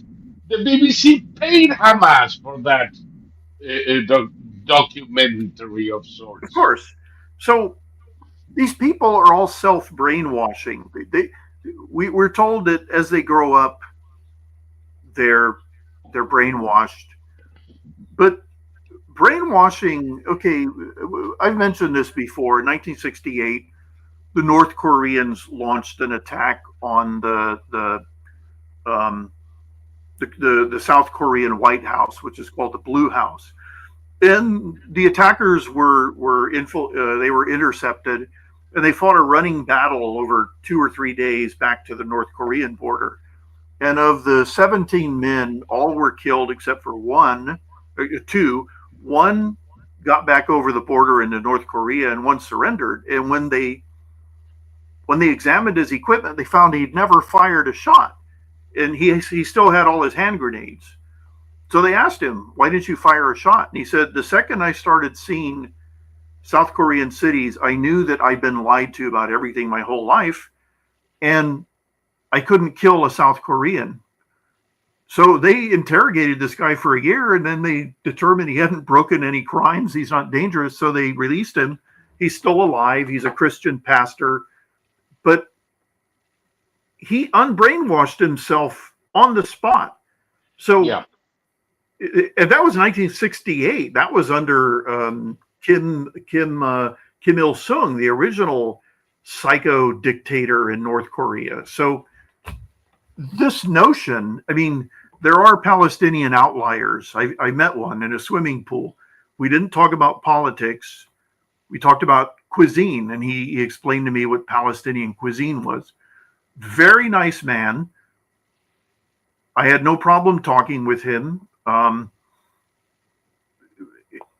Don't know anything about him. Don't know anything about his politics. He had leg problems, and I didn't ask him how he got his leg problems, but he was swimming because it was therapeutic. And I had no desire to talk about the Middle East. He was here. He was an American. He was very friendly, and he had badly, what looked to me, wounded legs, and that was that. When I was done swimming, or when he was done swimming, he got out. He said goodbye, and I never saw him again. So I'm sure there are individual Palestinians who reject all that, but as a whole, they they they cheer the murder of infants. And you hear that people say, well, the Israelis murder infants. No, they don't. They don't murder infants. They bend over backwards to avoid civilian casualties. The yes, overwhelming majority of the destruction you see in Gaza was caused by Hamas. And yeah. I don't care if you don't believe me. It is absolutely true. I'm past carried myself. The stats show that the Israelis have gone through Gaza, reducing the number of collateral civilian casualties uh, by 80% compared to any other operation by any other country anywhere in the world.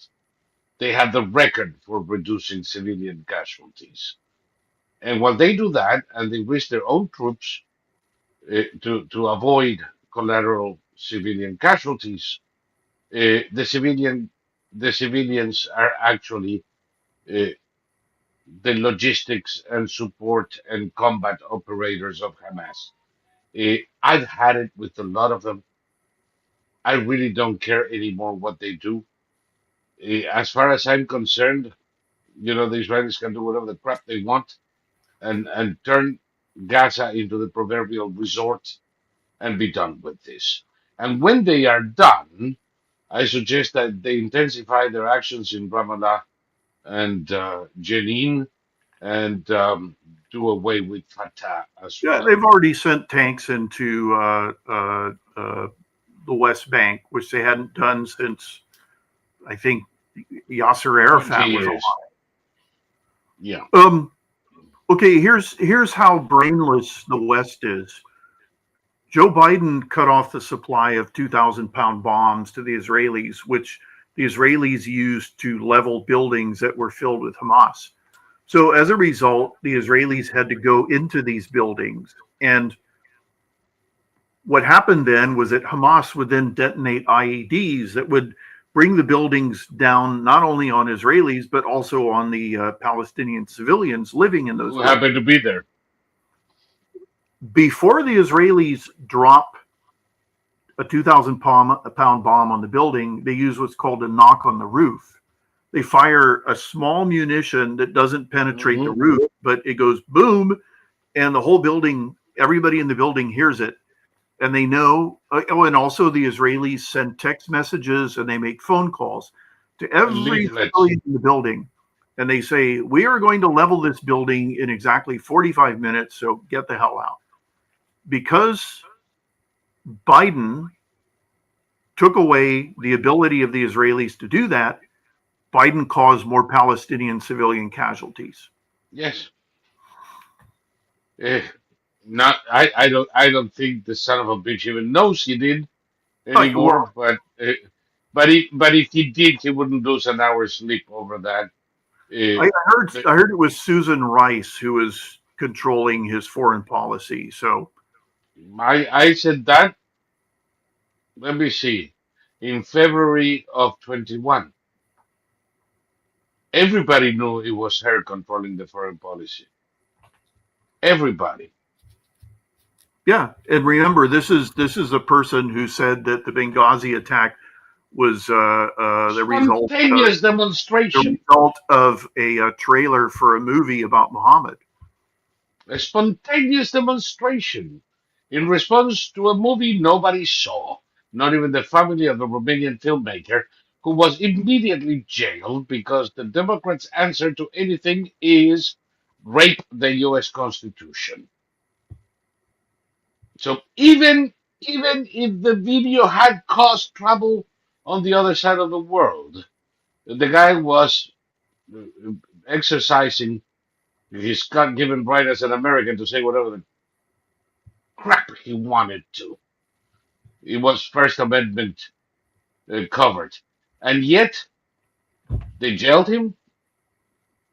They finally find something to stick onto him. And have you noticed that after 6 months in jail, I never heard from him again? No, of course not. Of course not. So, it's the Democrat thing. They are, and did you see Samantha Powers, that cantankerous harridan, uh, egging on the fired employees of USAID protesting in Capitol Hill? No, I didn't. Was she at a podium going fight, fight, fight or something? Idiots. And by the way, that woman, I don't think we should bother putting them in jail. I think we should send them to Gaza before the Israelis go back in. Give them a special title, ambassador to Hamas. Well, Samantha Power was the one who said that we would have to invade Israel to protect the Palestinians, and Yes. that's how well her brain works. She wrote a book about genocide that made her a superstar among leftist intelligentsia. But anyone who suggests we needed to invade Israel for any reason, much less to protect the Palestinians. It was Samantha Power who engineered the Libyan war that caused the hell on earth that still exists in Libya to this day. Yep. It was Samantha Powers who was the U.S. ambassador to the United Nations who betrayed Israel. Hmm. Mhm. She was part of the seditious crowd that tried to stop uh, Trump from being inaugurated in 17 and then flipped into trying to make his now first term the shortest in American history. No, They I were mean, subversive little assholes acting against the duly elected president. yeah, and there's some of that happening now, but they're able to find them using barium meals and lie detectors. So it's the fight they're putting up is nowhere near what it would have to be in order to grind Trump to a halt. Um, And Trump is much better prepared this time exactly. He's because got they are fighting. They're fighting desperately. They're fighting on every front. They're throwing everything at the kitchen sink at the Trump administration. They're failing because Trump this time is moving faster and is being prepared. He did learn this lesson. well, he's got more judges this time around. Yeah, well, but that only means that they have to go, sometime around midnight in Honolulu or New York. They're still gonna find judges. Uh, did you notice that Roberts essentially took a case from a judge in New York? Hmm. The judge in New York, who I think is going to be stopped before he can go any further, uh, just stopping the case and taking it under review, it doesn't automatically end this thing. But I think it's going to finish with uh, the Supreme Court telling this guy to go fish. But he got it between his ears that a district judge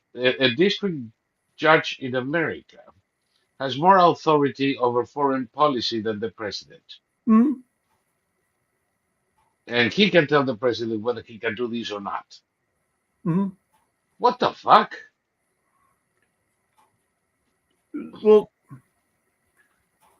okay, we're in an era where people it's called main character syndrome, where people believe that they're starring in movies in which they're the main character and that their powers are unlimited. And you see it all the time. I watch a lot of police body cam videos, and you hear people say all the time, "You can't arrest me," and or Yeah, "I don't have to do that." And yes, I can.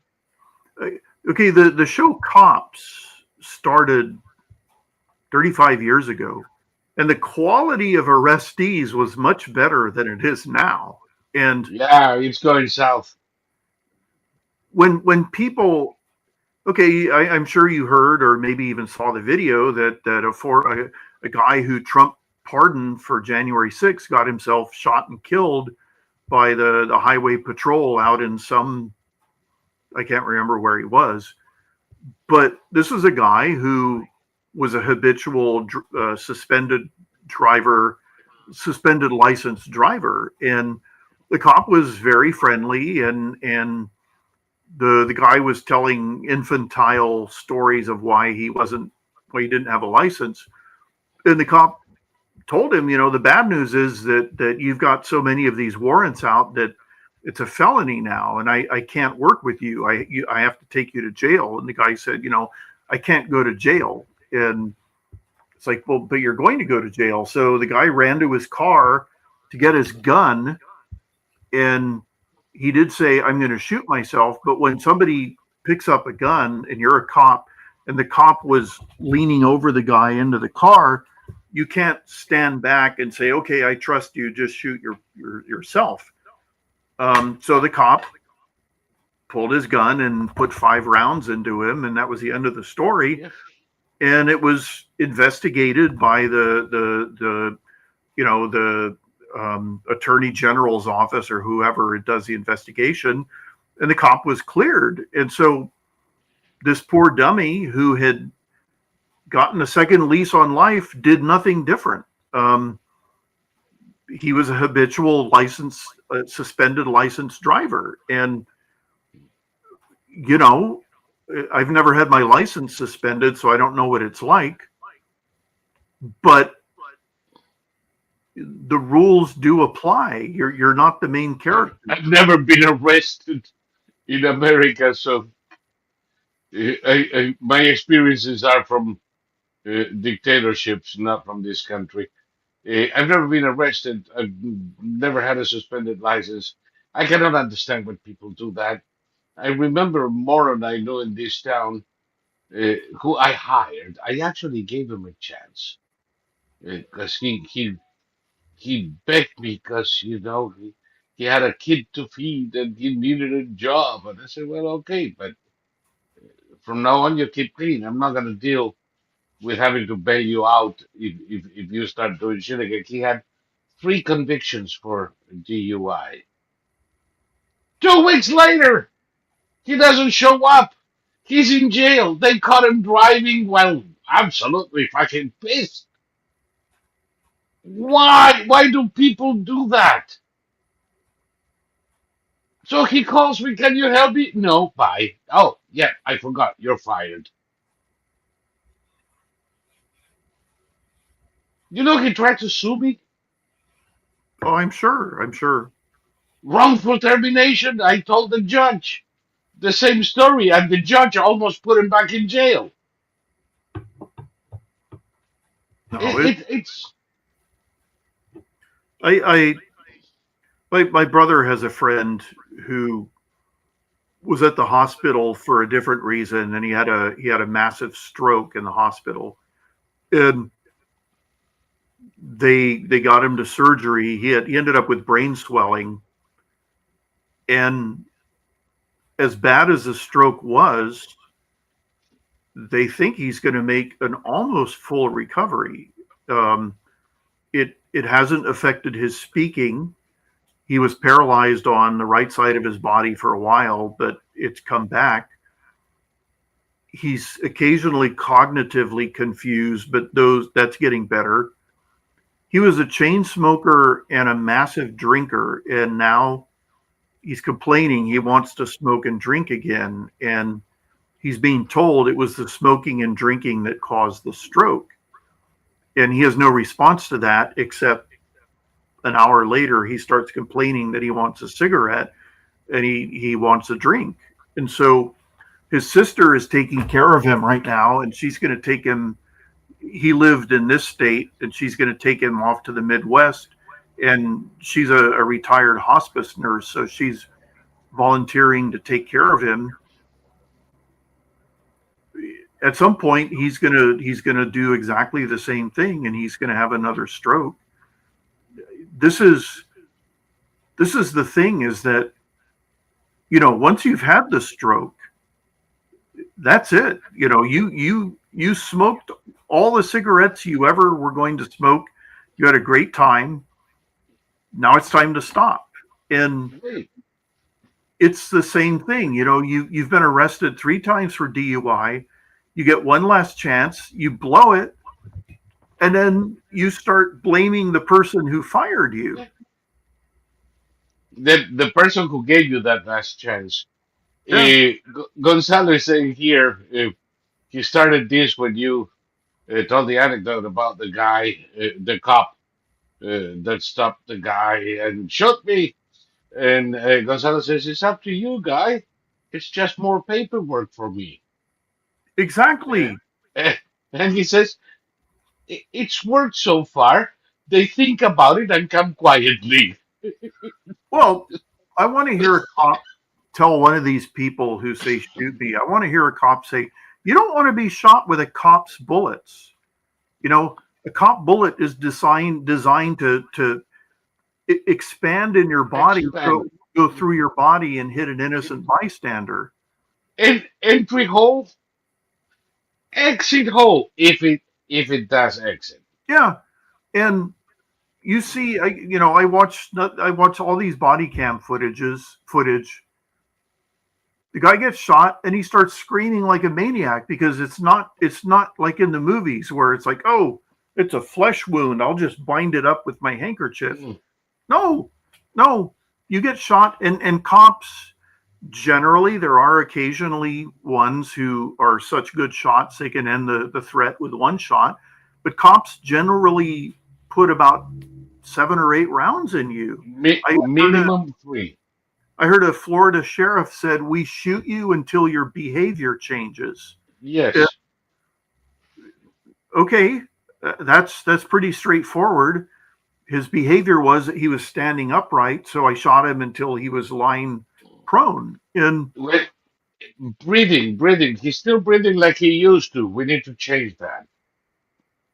no, I've said this before. The shooting of the transsexual mass shooter in Tennessee, the cop with the rifle and the cop with the shotgun each put a couple rounds into her, and she folded like a folding chair. And then the plainclothes detective put 4 pistol rounds in the top of her head and then said, "Stop moving." It's like, I think you just guaranteed that, officer. Yeah, well, that's the idea. Yeah. And then That's they the idea. released the video that very day to show people how was it Nashville? I think it was Nashville. That's how we Yeah. deal with school shooters, with mass shooters, and good Well, for them. is there a better way? Well, okay, you were telling me about this transsexual death cult of murderers. They've all been Yes. arrested now, the ones who haven't been Yes. killed. Oh my God. I mean, only in Yeah. Seattle. Only Only in in Seattle. Seattle. Yes. Where the hell? How? What is this? An experiment gone wrong? Well, the poor old man, the poor 80-year-old man who let them live on his Oh, property. the one in California? Of course, he supported artists. These people were Yes. artists, you see, and they wouldn't pay him rent, so they he wanted them gone, and they wouldn't leave. So at some point, he got into a gun battle. He got shot. He lost one eye, and then he was going to testify against the ones who fired at him. So they sent somebody else to stab him to death like a year Yeah. later, and it was just like, and I saw the poor old man's picture, and I knew it's like, okay, uh, I've never met a bad boy in my life. He's an Yeah. artist. Yes, sure, he's a little weird, and I kind of get nervous when he walks around in tactical gear with his gun on his hip, but he doesn't mean any harm. No, I mean, I'm a hermit, and I'm a cranky hermit. Um, my my brother told me he had a man and woman, very, the term, what did he said, they look like street homeless people, appear on his front porch at 2 in the morning, ringing the doorbell, and the woman said, "Hello, sir. Are you interested in?" And he interrupted, and he said, "You have 3 seconds to get off my porch before I fill you full of lead." He said he'd never seen any humans run that fast, and that's sort of how I am now. It's like, Yes. That's what several sheriffs in Florida would recommend you to do. yeah, especially at 2 in the morning. Yeah. Oh, hello. What do you want? Yes, please come in. Sit down. What can I Mm. get for you? I, no. The older you get, the tougher you have to become. You can't become a vague, helpless old man who's going to be the target of transsexual murderers. A No, death. because your recovery time extends. If you make a mistake, you don't have the time or the reflexes to make it up. So you better make it count. Yeah. No, I from what I read about this cult, they came to the belief that they had a divine right to murder people because of the multiverse. See, If they murdered you in this universe, I'm still trying to understand that one. it didn't matter because you were still alive in a different universe. So they hadn't actually murdered you. Right. They murdered you in this universe, but you're still alive in another one, so it doesn't count. They were all male to female transsexuals, except Yes. maybe one was a female to male. I don't know. But Yeah. um, ugly as But sin, all of them. They were all yeah. like asocial weirdos, and just the sheer arrogance of the vast superiority complex that to take someone's life, it's a supreme act of They, arrogance. they they came to my attention when they killed the border patrol agent in Vermont. And you think about that, and it's like, oh, give me a break. Now we have to deal with this shit too. These people should have been in a psychiatric a long time before that border patrol agent was killed. Well, We need also psychiatric hospitals. they were pulled over for a traffic violation and they opened fire. Yeah, because they fear they were being there was an arrest order from California for the homicide of the man, and Oh, I see. but still, these weirdos should have been in a padded room in a psychiatric hospital. Well, they were so unsocialized. They checked into a motel and they were tromping around the motel in tactical gear and combat boots, fully armed. And the hotel very rightly called the police. And these idiots didn't know that if you want to hide somewhere in a motel, you have to blend in. So you can't. It's very stupid to like march around like you're a toy soldier. Yeah. It's I don't know. And again, I would advise everybody in the world, don't pick a fight with any cops, any border patrol officers. They're all trained on how to shoot. And as much as you think you know how to shoot, even the cops in the smallest towns in this country can shoot better than you. Um, they can draw their guns faster and they can fire far more accurately than you ever will.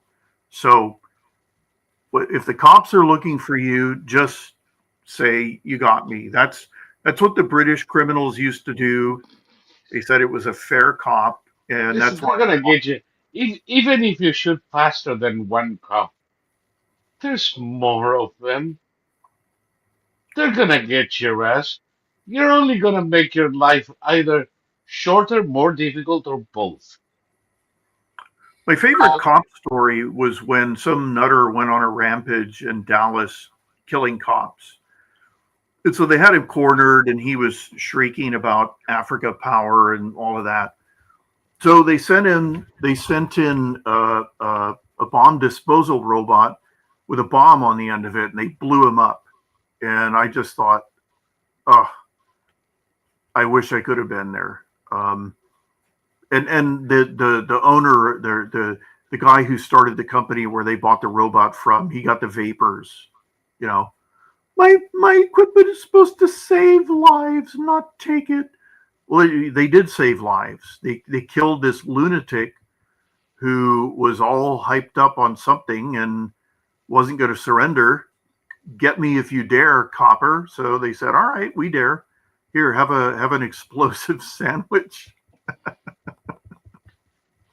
I don't know. And I in every city I've lived in, I always end up befriending the beat cop or something because I do think they have a tough job Mhm. and they need friends out there. So the things I have seen, the stupid things I have seen, in a town nearby here, 95% of crime in that town is committed at one building. That one what? At one building. Hmm. In the entire fucking top, 95% of crime happens at that one building, which is, of course, a low income cesspool. Sure. And every time cops go over there, they know some shit is going to happen. You're going to have the woman who is called the cops because the boyfriend is beating her. And when they arrest the boyfriend, she starts beating on the cop.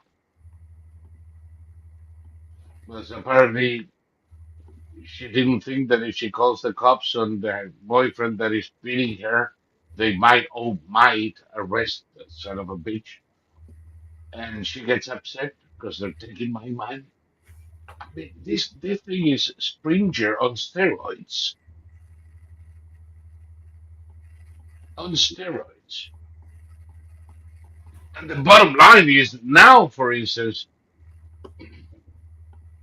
they won't arrest anybody for discharging a gun in that building Wow.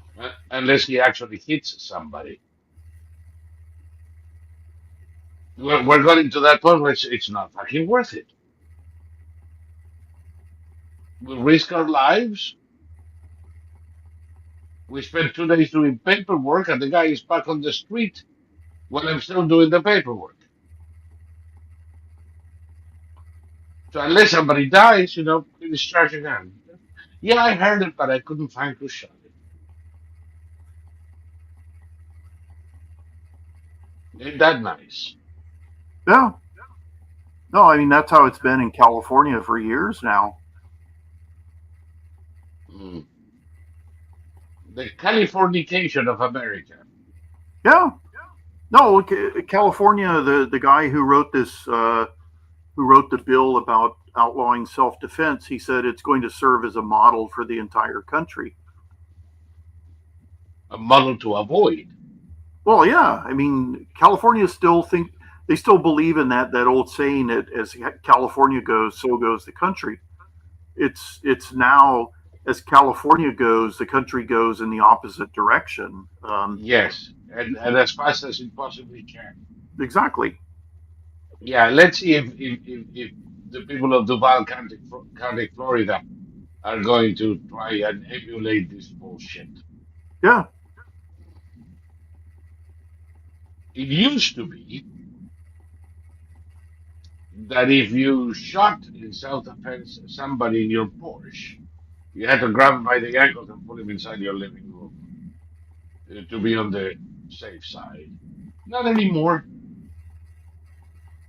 Not anymore. Anywhere within your land, you're free to you're free to act. And in Virginia, you have to put no trespassing signs. But if it is posted, it's open season on morons.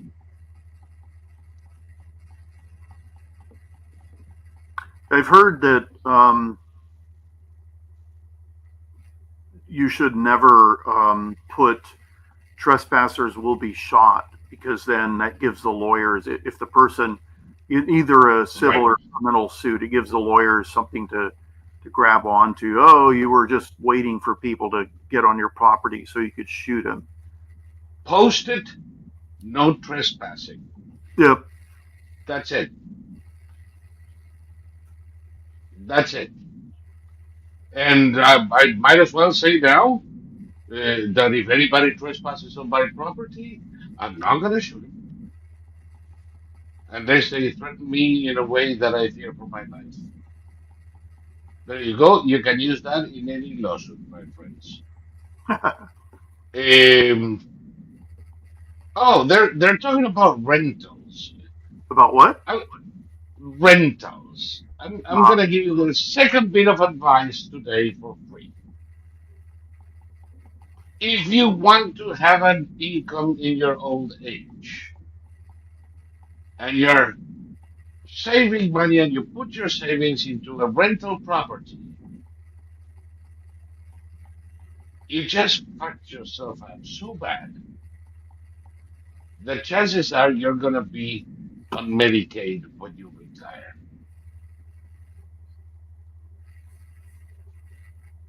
1,000 rental properties is a business.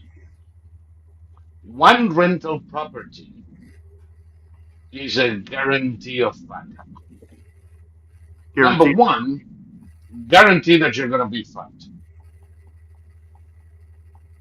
And I'm not talking about royally freaking fund, like you rent your property to somebody in California and they decide not to pay and not to leave.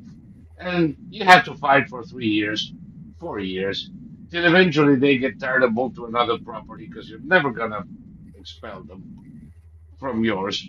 And when you get your property back, it's destroyed. And usually they take down to the sinks, and you have to spend a fortune to fix it, and then just rent it and take the risk again that you got another asshole. And that is when things really go bad. If things go well, and you have the property empty for a couple of months, and then you rent it, and then the toilet clogs, and you get a phone call, and then somebody's got to fix some plumbing or something in the garden. If you get 4% clean as net income from that property before taxes, you're one lucky son of a bitch. So don't. There are plenty of real good real estate investment trusts. If you really, really, really think that real estate is the way to go, do it by buying shares of larger operations. Don't become a landlord. You're gonna be very sorry you ever did. Is that clear enough, Thomas, or should I just No, I mean, explain it? I all the landlords I've ever known have had these utter horror stories, and in the late '80s and early '90s, there were all these horror movies made about tenants who refused to leave. Like I think the probably the worst one was called Pacific Heights, where Michael Keaton Mhm. played a tenant who refused to move, and he demolished the entire property, and because there's a lot of crazy people out there. I read a statistic that X% of Americans are on psychotropic medication, but if you look at what's happening, I mean, holy God, if you don't agree with psychotropic medication, then we definitely need to reopen the federal and state mental institutions, because We do. Elon Musk uh, has is steadily adding to his security teams and his. Okay, Musk doesn't own a house. Um, he is impossible to pin down, but he just announced the birth of his 14th child. So all those children and mothers have Musk provided security if they want it. And in this, believe it or not, okay, JD Vance's family had to be moved to a panic room today because pro-Ukrainian protesters were threatening to murder them. And In Vermont. yeah, so this is these are all people who need to be institutionalized for, give them 2 years in an institution so that they'll never want to go back. Um, Life. and I mean, it's tempting to say use like those bathtubs that have like the canvas cover with the head sticking up out of it. But I don't Steam, believe in that stuff steam, anymore. steam bathtubs. Well, it's good they use it in health spas to lose weight, to sweat a little.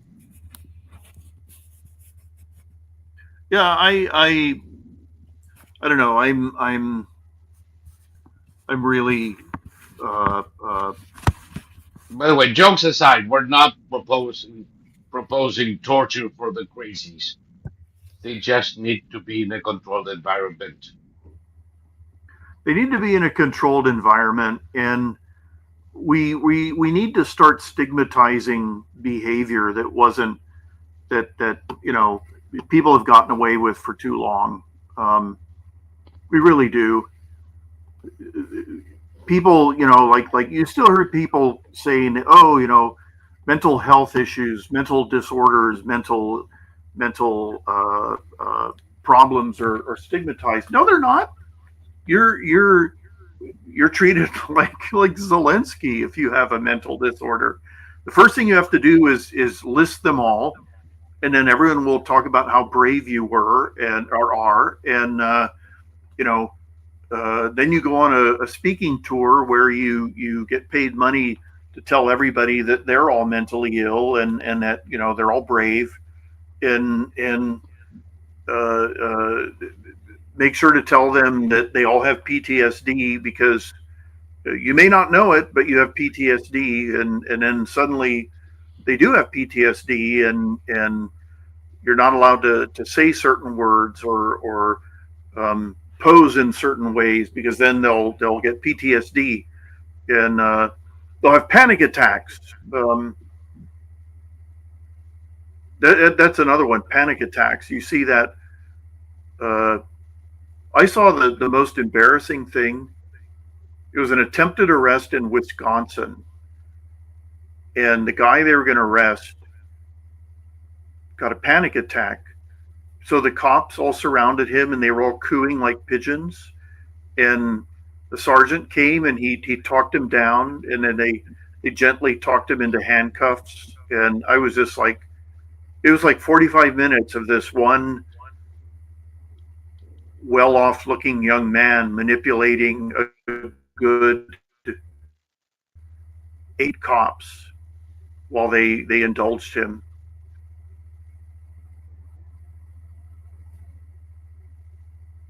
Hmm. Somebody just put on the chat, and I was trying to confirm this. Um,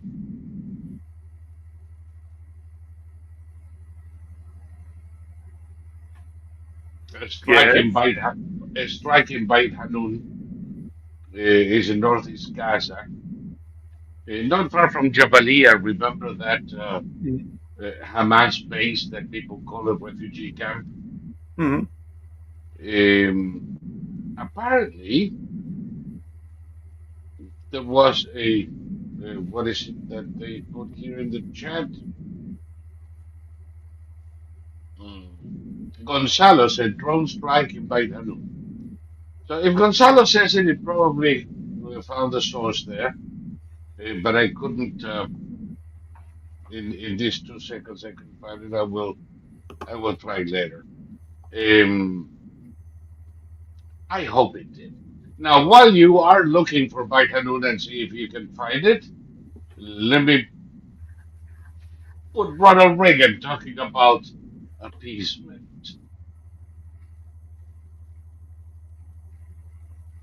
We cannot buy our security, our freedom from the threat of the bomb, by committing an immorality so great as saying to 1 billion human beings now enslaved behind the Iron Curtain, give up your dreams of freedom, because to save our own skins, we're willing to make a deal with your slave masters. Alexander Hamilton said, a nation which can prefer disgrace to danger is prepared for a master and deserves one. Hello there.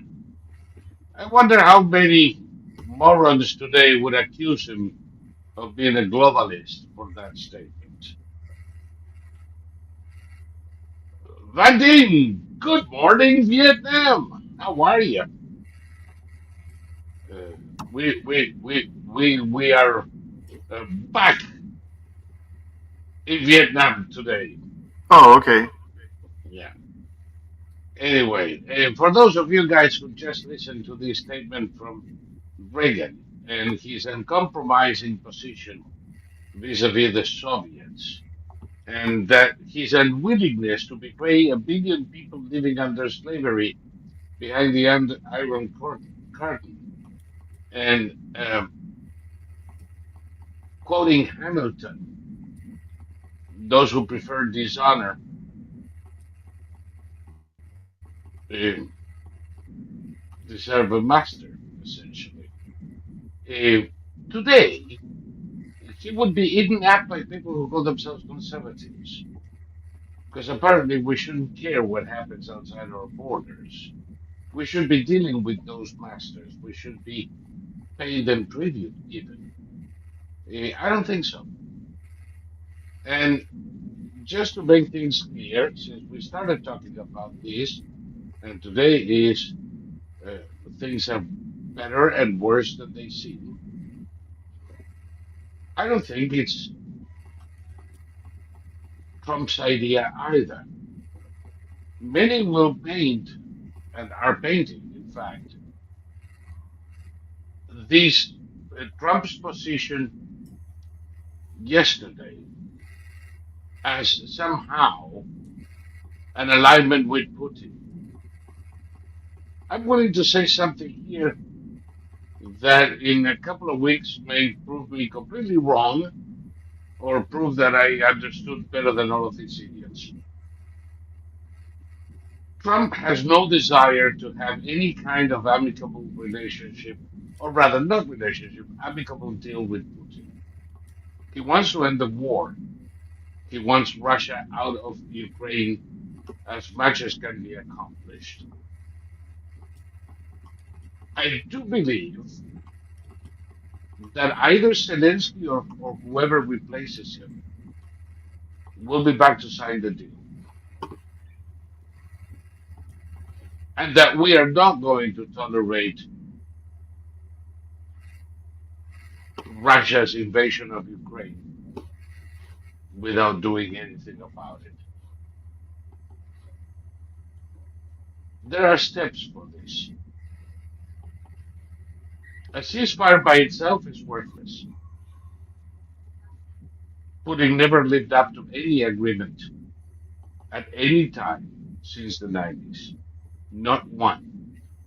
He signed a lot of agreements, he made a lot of deals, he lied like a Biden, and never fulfilled his obligations under any of them. He wouldn't do it now either. But if the US and other Western countries are in Ukraine after the ceasefire, whether it be ostensibly to develop the exploitation of mineral deposits or whatever else, um, he won't be able to. When we talk about mineral deposits, we're talking about oil and gas too. And there is already the distribution capacity from Ukraine to supply gas to all of Europe. And that would be to Putin's disgrace. So I'm all for the US exploiting gas and oil and rare earths and supplying Europe with the source of energy that will be more reliable than the Russians could ever provide. And that will deprive Russia of hundreds of billions of dollars in revenue that they would not be able to put into rebuilding their war machine. So I think it's working, and I think it's way better than it seems. Other things are worse than it seems. The amount of money that the United States has supplied to Iran and its terrorist minions around the world is more than we gave to Ukraine. Have you seen anybody waiting about it? Why not? Ask me. Why stopping Russia's expansion in Europe is anathema, but financing terrorist organizations around the world and shoving 400 billion into Iran in 4 years isn't. What's the problem here? What am I not understanding? Did you find anything, Thomas? Find anything? Yes. No, I mean, the thing about, I mean, what we have to understand, the people who are sending were sending money to Iran are so compromised now that they're in their own way they're like the Gazans, like Ocasio Cortez. I saw a great piece about her today. They said she doesn't know or understand what she's talking about, but she also doesn't care.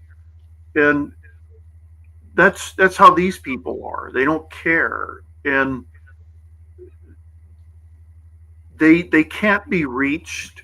The only thing that we can do is keep them out of power, and it's a great thing, because this piece says all the signs are that the Democratic old guard, they're all retiring, and they're going to leave the field to people like Ocasio Cortez, because there's literally nobody challenging her in that Jasmine Crockett. Nobody's challenging this time. And that idiot Gavin Newsom, he's going to be involved in it. And then there are still people, believe it or not, who say that the best candidate to run is Kamala Harris. So please. and it's clear now. Okay, JD Vance didn't help. What's the word? He didn't help negotiate the deal that Zelensky was supposed to sign, but he was in there speaking to the press. Normally, you would see Trump and the foreign head of state. Vance was there because I'm now convinced that he's Trump's heir apparent. Yes. And he's clearly showing an ability to demolish anybody who gets in his way. And if okay, I saw an article today that said, okay, all right, Found it. very good. However, this is Palestinian media reports, but the IDF hasn't commented yet. Uh-huh. So I'm not so far convinced that it did happen. Well, the Israelis carry out strikes. That's what they do. So,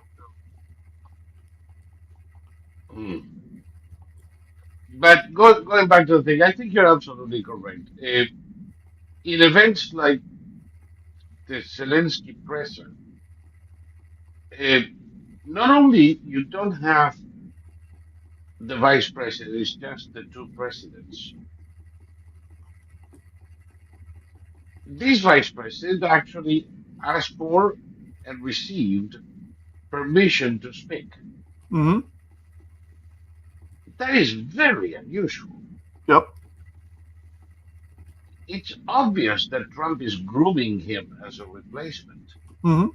We can call it whatever you want, crown prince, heir apparent, but the truth is, the, Trump is walking him around and showing him off as his choice for a replacement. It's going to be very tough a year from now, even, for anybody to challenge that status. Mm-hmm.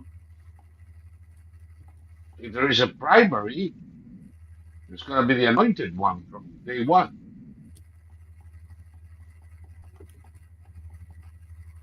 Yeah, and okay, there were all these people I remember being touted by the press that were gonna they're gonna primary Trump, and they were all like pathetic never were's. Governor this and former assistant secretary that, and they were Republicans, but they just didn't have what it takes. Yeah, And Asa Hutchinson run a successful yeah, campaign. no, and Vance Vance did like 70 odd interviews with a hostile press, and you know he flattened them. He utterly demolished them, and he proved that he's got what it takes to sell the sell Trump to the public, sell Trump's ideas to the public, and that's why the claim is today that because of the price of eggs, support for Trump is falling, and it's like yes, Americans are concerned about their eggs. They haven't gotten their eggs yet. They weren't under Biden. No, they weren't under Biden, but they are under No, Trump. now they are. If anybody is concerned about the price of eggs today, I would strongly suggest that they stop trying to fuck the chicken and let the poor bird lay an egg, Well, and you'll be just fine. my neighbor went out and she bought 5 dozen eggs, and she called me up and asked me if I wanted any eggs, and I said no, I have eggs. I'm not a big egg eater, so she's calling friends up, trying to sell them eggs, and apparently people are hoarding eggs. How long can you keep eggs in the refrigerator? A long time. I've done it. I've done it for a couple of months, and they never got bad. So I have no idea how far you can go.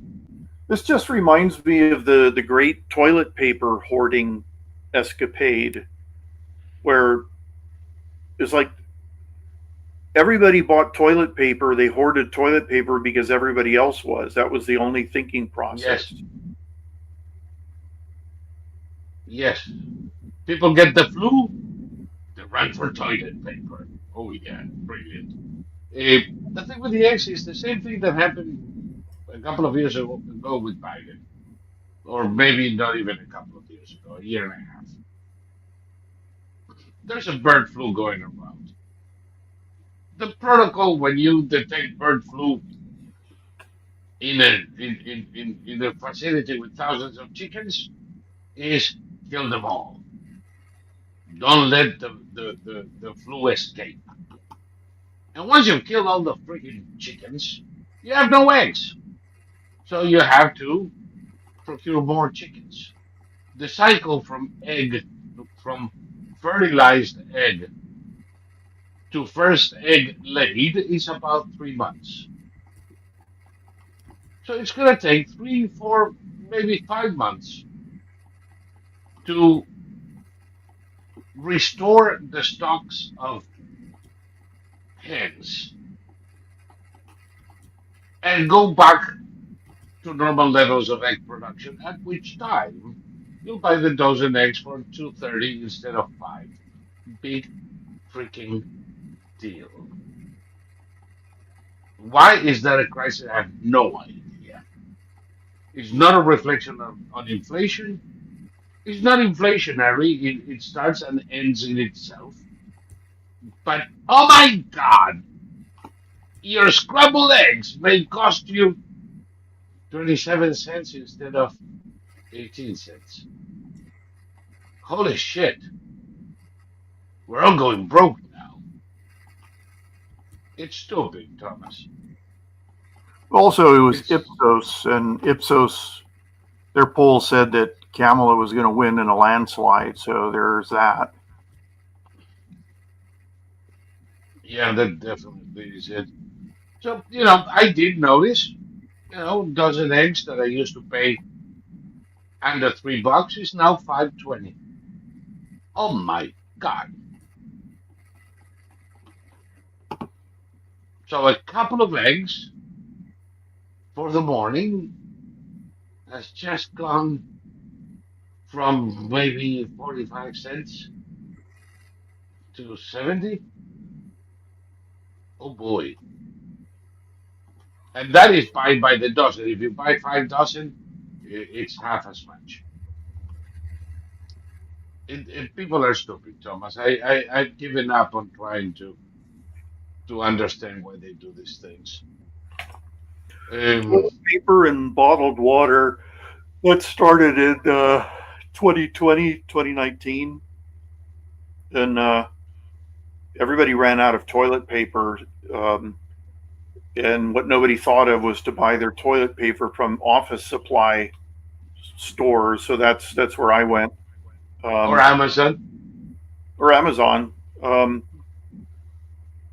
but it was just, I went to a restaurant supply store, and it took me a year to go through that box.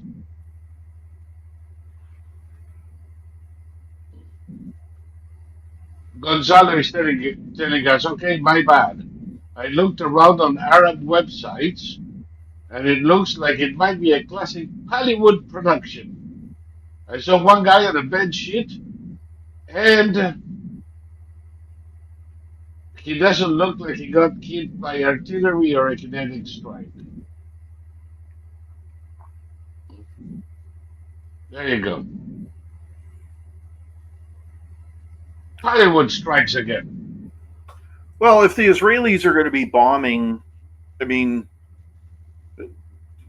whoever took over Hamas is nothing. I mean, they're idiots. They want to take them all out, so they're going to be bombing. I finally saw the footage of Nasrallah meeting his maker. I was like, wow. I was fast forwarding it, counting all the strikes: 1, 2, 3, 4, 5, 6. Oh yeah. They said that they used 82,000-pound bombs. I was like, oh God. Yep, I saw it some time ago, and I lost count. I mean, you really have to go very slowly because I literally sometimes it's like three or four almost simultaneously. Yeah. Uh, and can you imagine the hole? Oh yeah. Well, I saw a video of the hole, and it was like unbelievable. So that bunker was built by a German who guaranteed his its survivability or your money back.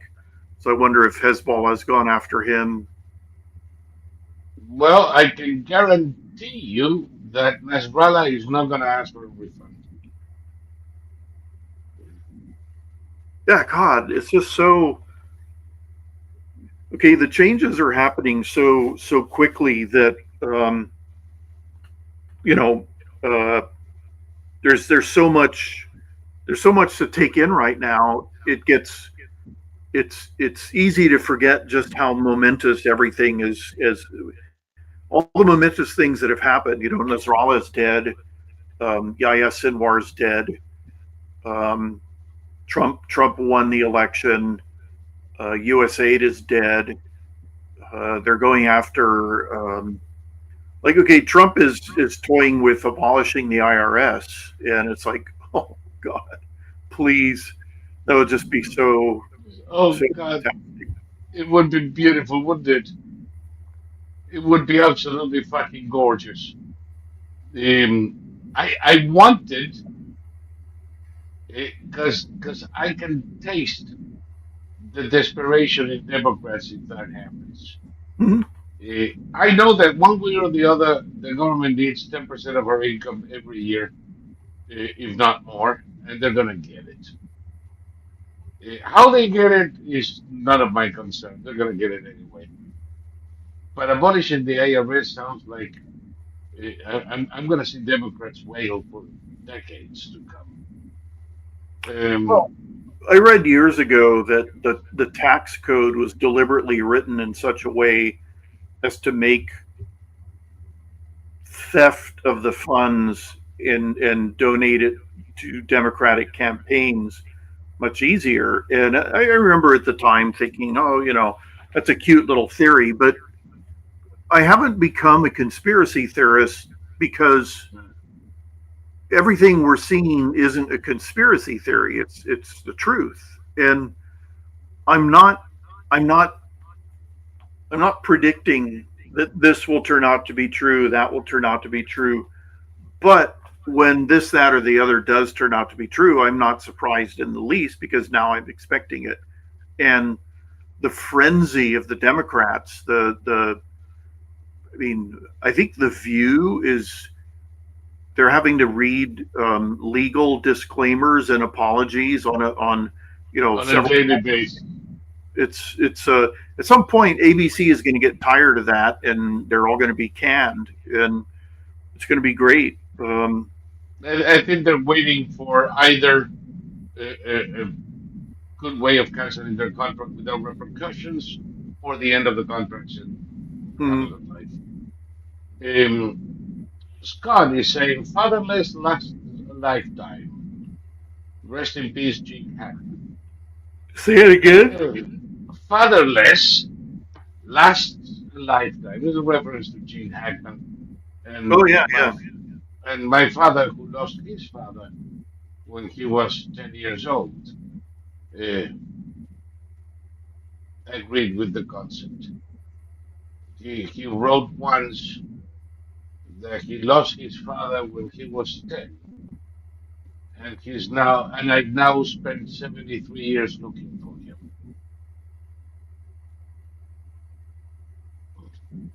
In everything I do, in everything I see. Um, yes, it does. Yes, it does. And Gene Hackman, the circumstances of his death are still quite unclear. First, they said it was carbon monoxide poisoning, most likely, but there was no carbon monoxide poisoning after tests began arriving during the autopsy. Apparently, he had been dead. This is one of the things that really I really hope it doesn't happen to anybody I love or to me. When people die and nobody notices for 2 weeks. It's funny you say that. I read a story once about a guy who died, and he was quite wealthy, and he died in his armchair watching TV, and he wasn't found for 6 years because all his bills were being paid automatically through his bank. Right. And I thought, that's how I want to go out. I want to go out in some incredibly stupid way like that, like where they say they come into your house and nobody's even called anybody for 6 years, and you're watching TV. But that's the thing, you see. Uh, Tim would probably wonder why you don't answer the phone. Yes, if my brother's alive, then yes, no, I won't be in front of. But if he's That's the thing. well, see, When this happens, is because you have no one left. I'm thinking that you think that way because you're a parent. You're a parent 3 times over, and the idea of children not caring enough about their parents to like check in on them, that sort of thing. And okay, Hackman has a daughter, but Hackman was 95 years old. 95. So his daughter is getting up there in years. His wife was 63, probably the age of his daughter. Exactly. No, Hackman was an interesting guy because I've discovered this about actors. Hackman quit acting because he couldn't take the way he looked on screen anymore, and he was very very clear and open about that. And Hackman didn't become famous until he was in his early 40s, and he was he was one of my favorite actors. Mine too. But you couldn't call him a heartbreakingly handsome man. No. And Well, neither am I. well, Or I could say, not everybody is as fortunate as I am. it's actors. What's interesting, Hackman became a novelist after he quit acting, And I saw an interview of him talking about his latest novel, and it was the most boring thing I'd ever heard. It there are so many actors who are spectacular, and then as people, they have nothing to say because they're giving their all. Like I just watched something about Henry Fonda. Mm. Henry Fonda was famous for being absolutely remote from everybody, and he had that reputation of being um, this good-hearted, outspoken, plain American. In his movie roles, that's what he played over and over again. Um, Yeah, but this is what he was well, in it's the thing private life. that he he was married 5 times, and all of his ex-wives said the same thing, that there was no talking to him. Like he was absolutely remote. That he didn't talk to his kids. He had 2 kids who became actors, and they posed for pictures where they were all smiling together, and they had no relationship. And I've discovered this sort of axiom, with the exception of a couple, but the better the actor, the less there is of the real person. Um, and that's not 100% the case, but it is the majority of the case. And Mm. okay, I'm referring only to American actors. British actors, Yeah, for example, they see acting as an different art, thing. and Yeah, they're completely different. Americans see acting as well, again, main character syndrome. They're they, up on. the the Brits see acting as a job, as a profession, Exactly, not as art. exactly, yeah. Um, Yeah, over here they think they're special. did you ever hear of a successful franchise of movies about teenage vampires and werewolves? What the hell was it called? What, the Buffy thing It was relatively recent. with the Trachtenberg girl No, who just died incidentally?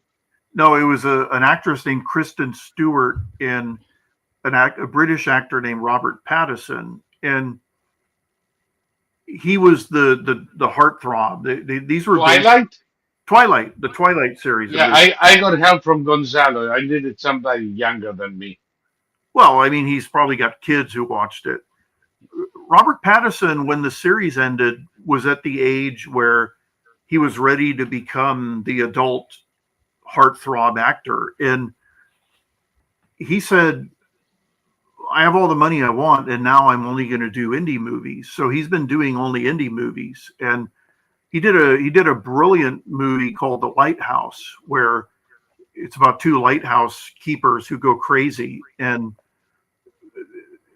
spectacular performance. He's done multiple movies, and they're all small, they're all tiny, and he refuses to play mainstream heartthrob movies because he did all that and he got his FU money, and now he's going to spend the rest of his time doing things that he wants. And most actors, they want accolades. When you see them um, on the red carpet or whatever, and oh God, it's so disgusting. It's I can't imagine. Okay, the last what there was an award show recently. I don't know if it was the Oscars, but again, it was just purely political. Like with every award given, they were just telling us in their most dramatic voices about what we must do, and it was just like, you're an actor. You don't know anything about anything except acting, and you don't even know about that. I saw your movie. It's awful. So I don't know. American actors are very different from actors in other movies. Sorry, other countries. Gonzalo says, my sister watched it on repeat for a summer. I'd Wow. rather get taste again. Yeah. Yeah. Yeah, So I was forced I to watch. have to be with him. I was forced to watch some of it in the waiting room of an X-ray office, and I was like, "This is a huge hit! Wow!" I never saw it. I It's think one it of my kids saw it, but I never did. it's not very good. The funny thing is that as those two actors got older, they became they started making better movies. Like Kristen Stewart was supposed to be the next, hot adult chick, but she'd made a few mainstream adult chick movies, and then she started making, smaller movies. Like she made a David Cronenberg movie. Um, so there are American actors. Well, okay, Pattison is British. He's not even American, but there are some American actors who see it as a craft, but the majority of them, they want to be in the Hollywood. They want to be in the center of things, getting their awards and um, having people listen to them about politics, that sort of thing. Yeah, and end up like Susan Sarandon, Yeah, poor thing. a bad memory. Whatever happened to her? Did she finally beat her dog and die? Well, she and Tim Robbins just kind of went away.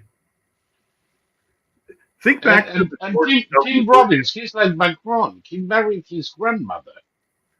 Well, think back to the George W. Bush era and all the hysteria back then, and like literally nothing they predicted what came true. And then now look at how different everything is now, where the current president is in no way, shape, or form similar to George W. Bush, but these people hate him even with even more of a passion than they hated George W. Bush. Yes, they do. Maybe that's the reason why I cannot hate Bush. No, I don't hate Bush. I just think that he never should have been president. That he had a problem with women. Nancy Pelosi manipulated him, and Yeah, Trump is not manipulated by anybody, man or woman. true, true. But then again, when I see presidents, um, my memory of presidents, my real memory of presidents goes to Lyndon Johnson. Before that, I have glimpses and no more. But when you think, I mean, Lyndon Johnson was one of the biggest sons of bitches ever to soil the earth. Yeah. Eh, Even Lady Bird, there was a very funny moment in an interview when a journalist asked Lady Bird if it's true that the president couldn't sleep at night, uh, allegedly through preoccupation over our boys in Vietnam. And she says, no, but it's okay. The son of a bitch doesn't deserve to sleep. And that was the wife. Mm. Um, then we had Nixon. Nixon was probably the most unsympathetic guy I've ever seen, in movies or in person or in news. Uh, he had the face of a used car salesman from Orange County. I could swear that sometimes even down to the polyester suit. He looked like he couldn't have friends. It turns out he wasn't so bad. And it turns out that we owe him a few good ones, although He also gave us the EPA, so it's kind of like a wash. Jerry Ford was the most intelligent person in the White House ever, but he never had a chance. Jimmy Carter was God's punishment to America for being so stupid. Ronald Reagan, a moment of respite. It lasted 6 years. The last two, not so much. Then we had Clinton, courtesy of that asshole Perot, a cad, a brainless teenager with an erection. And worse, he brought Hillary in tow. Then W, then the abomination, then Trump, and then the worst president ever in history in this country or any other. In that context, W wasn't so freaking bad, you know. No, I mean Bush. Bush was a real politician and a real leader, and Obama and Biden. I mean, you know, they were play actors. And say what you would about George W. Bush, he wasn't play acting. No, he still isn't.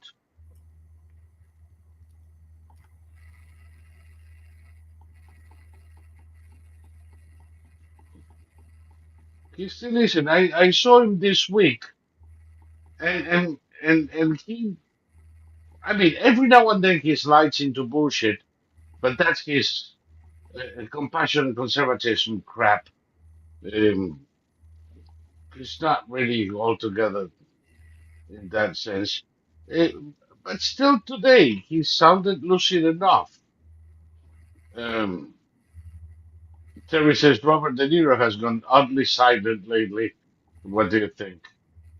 He's probably in an oxygen tent, uh, trying to come back from the conniption he had when Trump was inaugurated.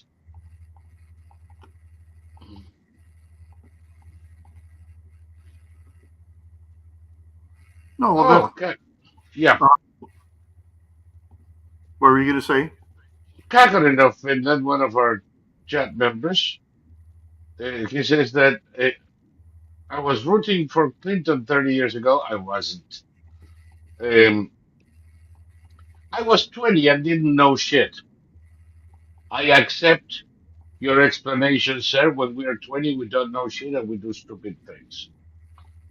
Rooting for Democrats is a phase if you're a normal person. Staying a Democrat is a mental disorder. Um, this all started with a phrase that a French historian used in the 1840s. And that phrase has been attributed to Churchill and a lot of other people, but it comes from this history of the French Revolution from the 1840s. If you are 20 years old and you're not a Jacobin, you have no heart. If you're still a Jacobin when you're 40, you have no brain. Change it for a socialist or communist, and it's been attributed to Reagan, it's been attributed to Churchill, it's been attributed to everybody and their mother, and essentially, that's what Kaganen just said. If you're not some kind of a socialist or revolutionary at 20, you have no heart. If you're still one at 40, you have no brain. Uh, Mark Hamill losing his trousers at an award ceremony was amusing. I doubt he's been sober since Trump was elected. Yeah, What a ridiculous buffoon. indeed. The one that's interesting that is changing is Konstantin Kisin. He's a Russo-British comedian. Uh, he was a couple of times at the Oxford debates, and he made me laugh quite a bit. Uh, and he still had, some kind of soft side for Democrats. It's disappearing fast. It's an interesting. There is a man growing out of his youth in front of our eyes right now. Uh, but anyway, Thomas, Yes, sir. we've done it again. We've What's wrong? survived. So, have we left anything in the inkwell yet? I don't think so. I mean, the situation with Ukraine has already been resolved. It's going to be. I mean, you know, they'll talk about it on Sunday, and then on Monday there'll be a different story. That it just it doesn't matter. I'm not upset with Zelensky. He got bad advice, and um, I don't know. It's not. I remember the I saw all these news clips of these what look like animated corpses saying this was seeing American foreign policy switch on a dime and go in the other direction. It's just like, oh, please, please, please, please. Um, yeah, I have to agree with you. I think this is nothing. I think they're going to come to their senses. Uh, I think that Zelensky will understand, or somebody will make him understand, and this will be ironed out. Mhm. I don't see Trump switching sides and going to Putin's embrace, because you have to be particularly stupid to believe that one. Um, Trump's a builder and Putin is a destroyer. So Trump could never, ever, ever admire and want to be buddies with Putin. yeah, no, not at all. And I presume that he is upset with Zelensky today. Um, I don't think he's going to hold a grudge because I've already seen he doesn't hold grudges when there is important shit to be done. Um, Well, it reminds me. mhm. It reminds me of a man I know. He was a mentor to President Millet, and he was a boss of mine 40 years ago. And one day, I, we couldn't agree on a number, and I told him to go fuck himself. And a week later, he calls me, and I said, "Didn't I tell you to go fuck yourself?" And he says, "Yes, I did. I didn't like it. Now I have a business for you. Do you want to hear it or not?" I have a feeling that Trump is very much like that. Yep. In business, you negotiate hard, you fight, and then the deal is done. Let's move on to the next thing. I don't think he's gonna hold any kind of rancor towards Zelensky. And the same way that he couldn't remember saying that Zelensky was a dictator, he won't remember that Zelensky was in the White House. Yep. And the deal will be made. Yep. And it will be made because it needs to be made. That's when something needs to be done, it gets done. Hmm. Ukraine needs this deal with the US and Europe for its security. Europe cannot and will not replace the US in this role because they don't have the wherewithal to do it. They don't have the economics, they don't have the military capabilities, and sure as fuck they don't have the political determination. So Europe cannot do it. Russia will not stop. The US will do it, and the Ukrainians will understand. So I guess we are very much in agreement on that one. Let's see how right we were as Mhm. time goes by. I was saying that Kissing and Murray, whom I know you know and admire, are a couple of the best commentators to follow from the UK. I totally agree. Um, Zelensky met with Starmer today and got a couple $1 billion, 2.1 billion to be certain, and it doesn't matter. 2.1 billion is 2 weeks of military expenditures in Ukraine. Zelensky should try Diet Coke instead of the nasal one. Right, because we have shit tons of evidence that he's snorting cocaine. Uh, what can I tell you? I'm so sick and tired of these things. If he was a cokehead, he wouldn't have lasted 3 years in Ukraine under the pressure he's been, under the microscope he's been. So let's not join the chorus of morons in social media and let's leave that alone. All of a sudden, you have a cold and you're a cokehead. No, thank you. Same thing with people who call Mitch McConnell cocaine Mitch because a Democrat once slandered him. Unless, of course, our ambition in life is to become a slandering Democrat. And with that, um, folks, if you like this, please support us. Many have done it here on the chat. I very much appreciate it. I'm sure Thomas does too. And the best way to do this is coming to Odyssey and contributing to the channel, to the chat, or becoming a member.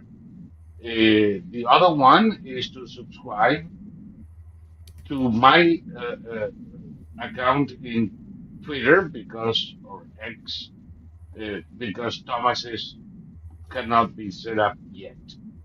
Eventually it might. Uh, if none of these work for you, there's always squadverum.com/support us. It helps us pay for these. And the place where we're going to follow the conversation until the next show, socialquadverum.com. And having said all of that, and having made the plug, I ran out of steam and things to say. There is a shitload of people watching right now. I hope some of you uh, get your way to clicking on a subscription or a contribution so we can keep on operating. And Thomas, do you have a last word for us? Defeasance. The Feasons. Defeasance. No? DEFEASANCE. FEA. Defeasance. Okay. Defeasons. I said defeasons, you say defeasons. I say potato, you say potato. Defeasons. Thank you so much, and good night, everybody. And I have to do this, but I need to use the mouse. So, night night.